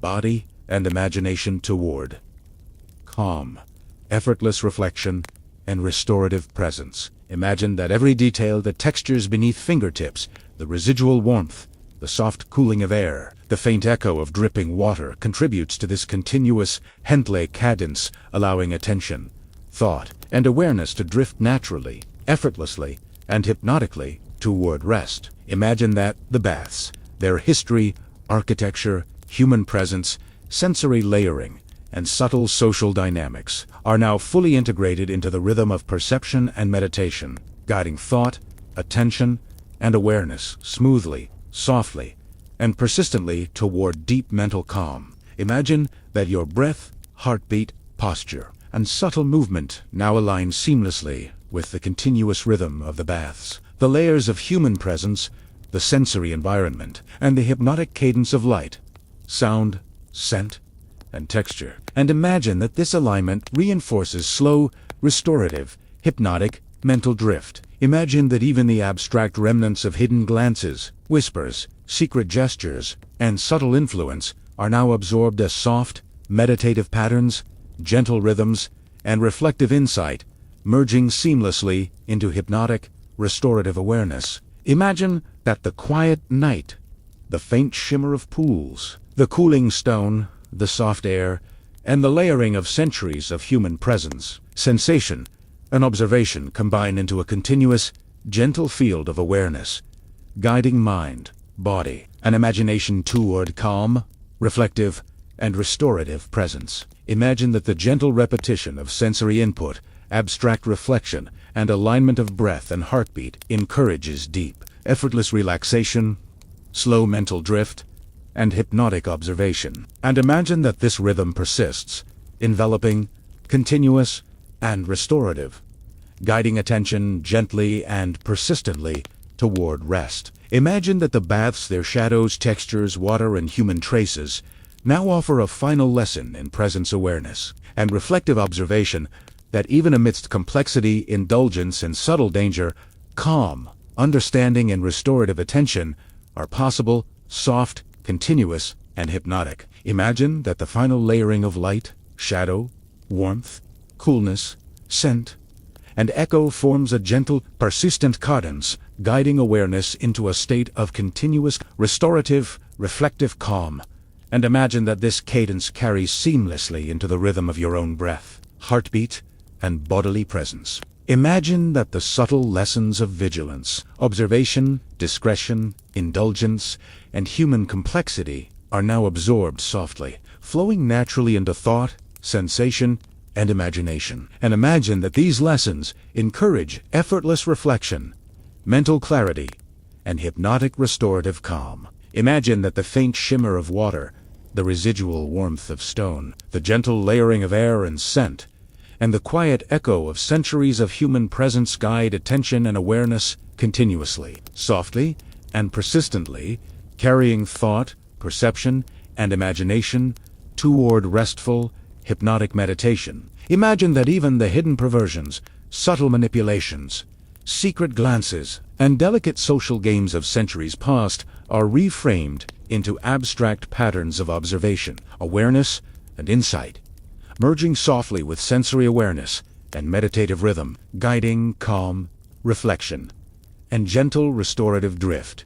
Imagine that as the night deepens fully, the baths exhale their warmth, scent, and subtle echoes, leaving only stone, marble, faint water, soft air, and the gentle layering of historical human presence. And imagine that this exhalation carries awareness naturally into calm, hypnotic, restorative alignment. Imagine that the interplay of sensory detail, abstract reflection, historical observation, and subtle human dynamics now dissolves effortlessly into rhythm, awareness, and restorative rest, aligning breath, heartbeat, thought, and body in a gentle, continuous, hypnotic cadence. Imagine that the baths, empty yet alive, with centuries of presence, scent, water, warmth, and shadow, guide awareness fully into meditation, reflection, and rest, encouraging mind, body, and imagination to drift slowly, gently, and continuously towards sleep. Imagine that the rhythm of the pools, corridors, niches, and benches, combined with the layering of scent, sound, and subtle echoes of human presence, guides thought, attention, and sensation into a slow, effortless, restorative rhythm. And imagine that this rhythm merges seamlessly with breath, heartbeat, and mental drift. Imagine that, as the night deepens completely, awareness softens attention, relaxes, and thought drifts gently, continuously, and effortlessly into restorative, hypnotic sleep, guided by the subtle rhythm, sensory layering, and centuries of quiet, human presence. And imagine that this flow carries uninterrupted, deep, and calm into rest. But that's for the final quiet of the night.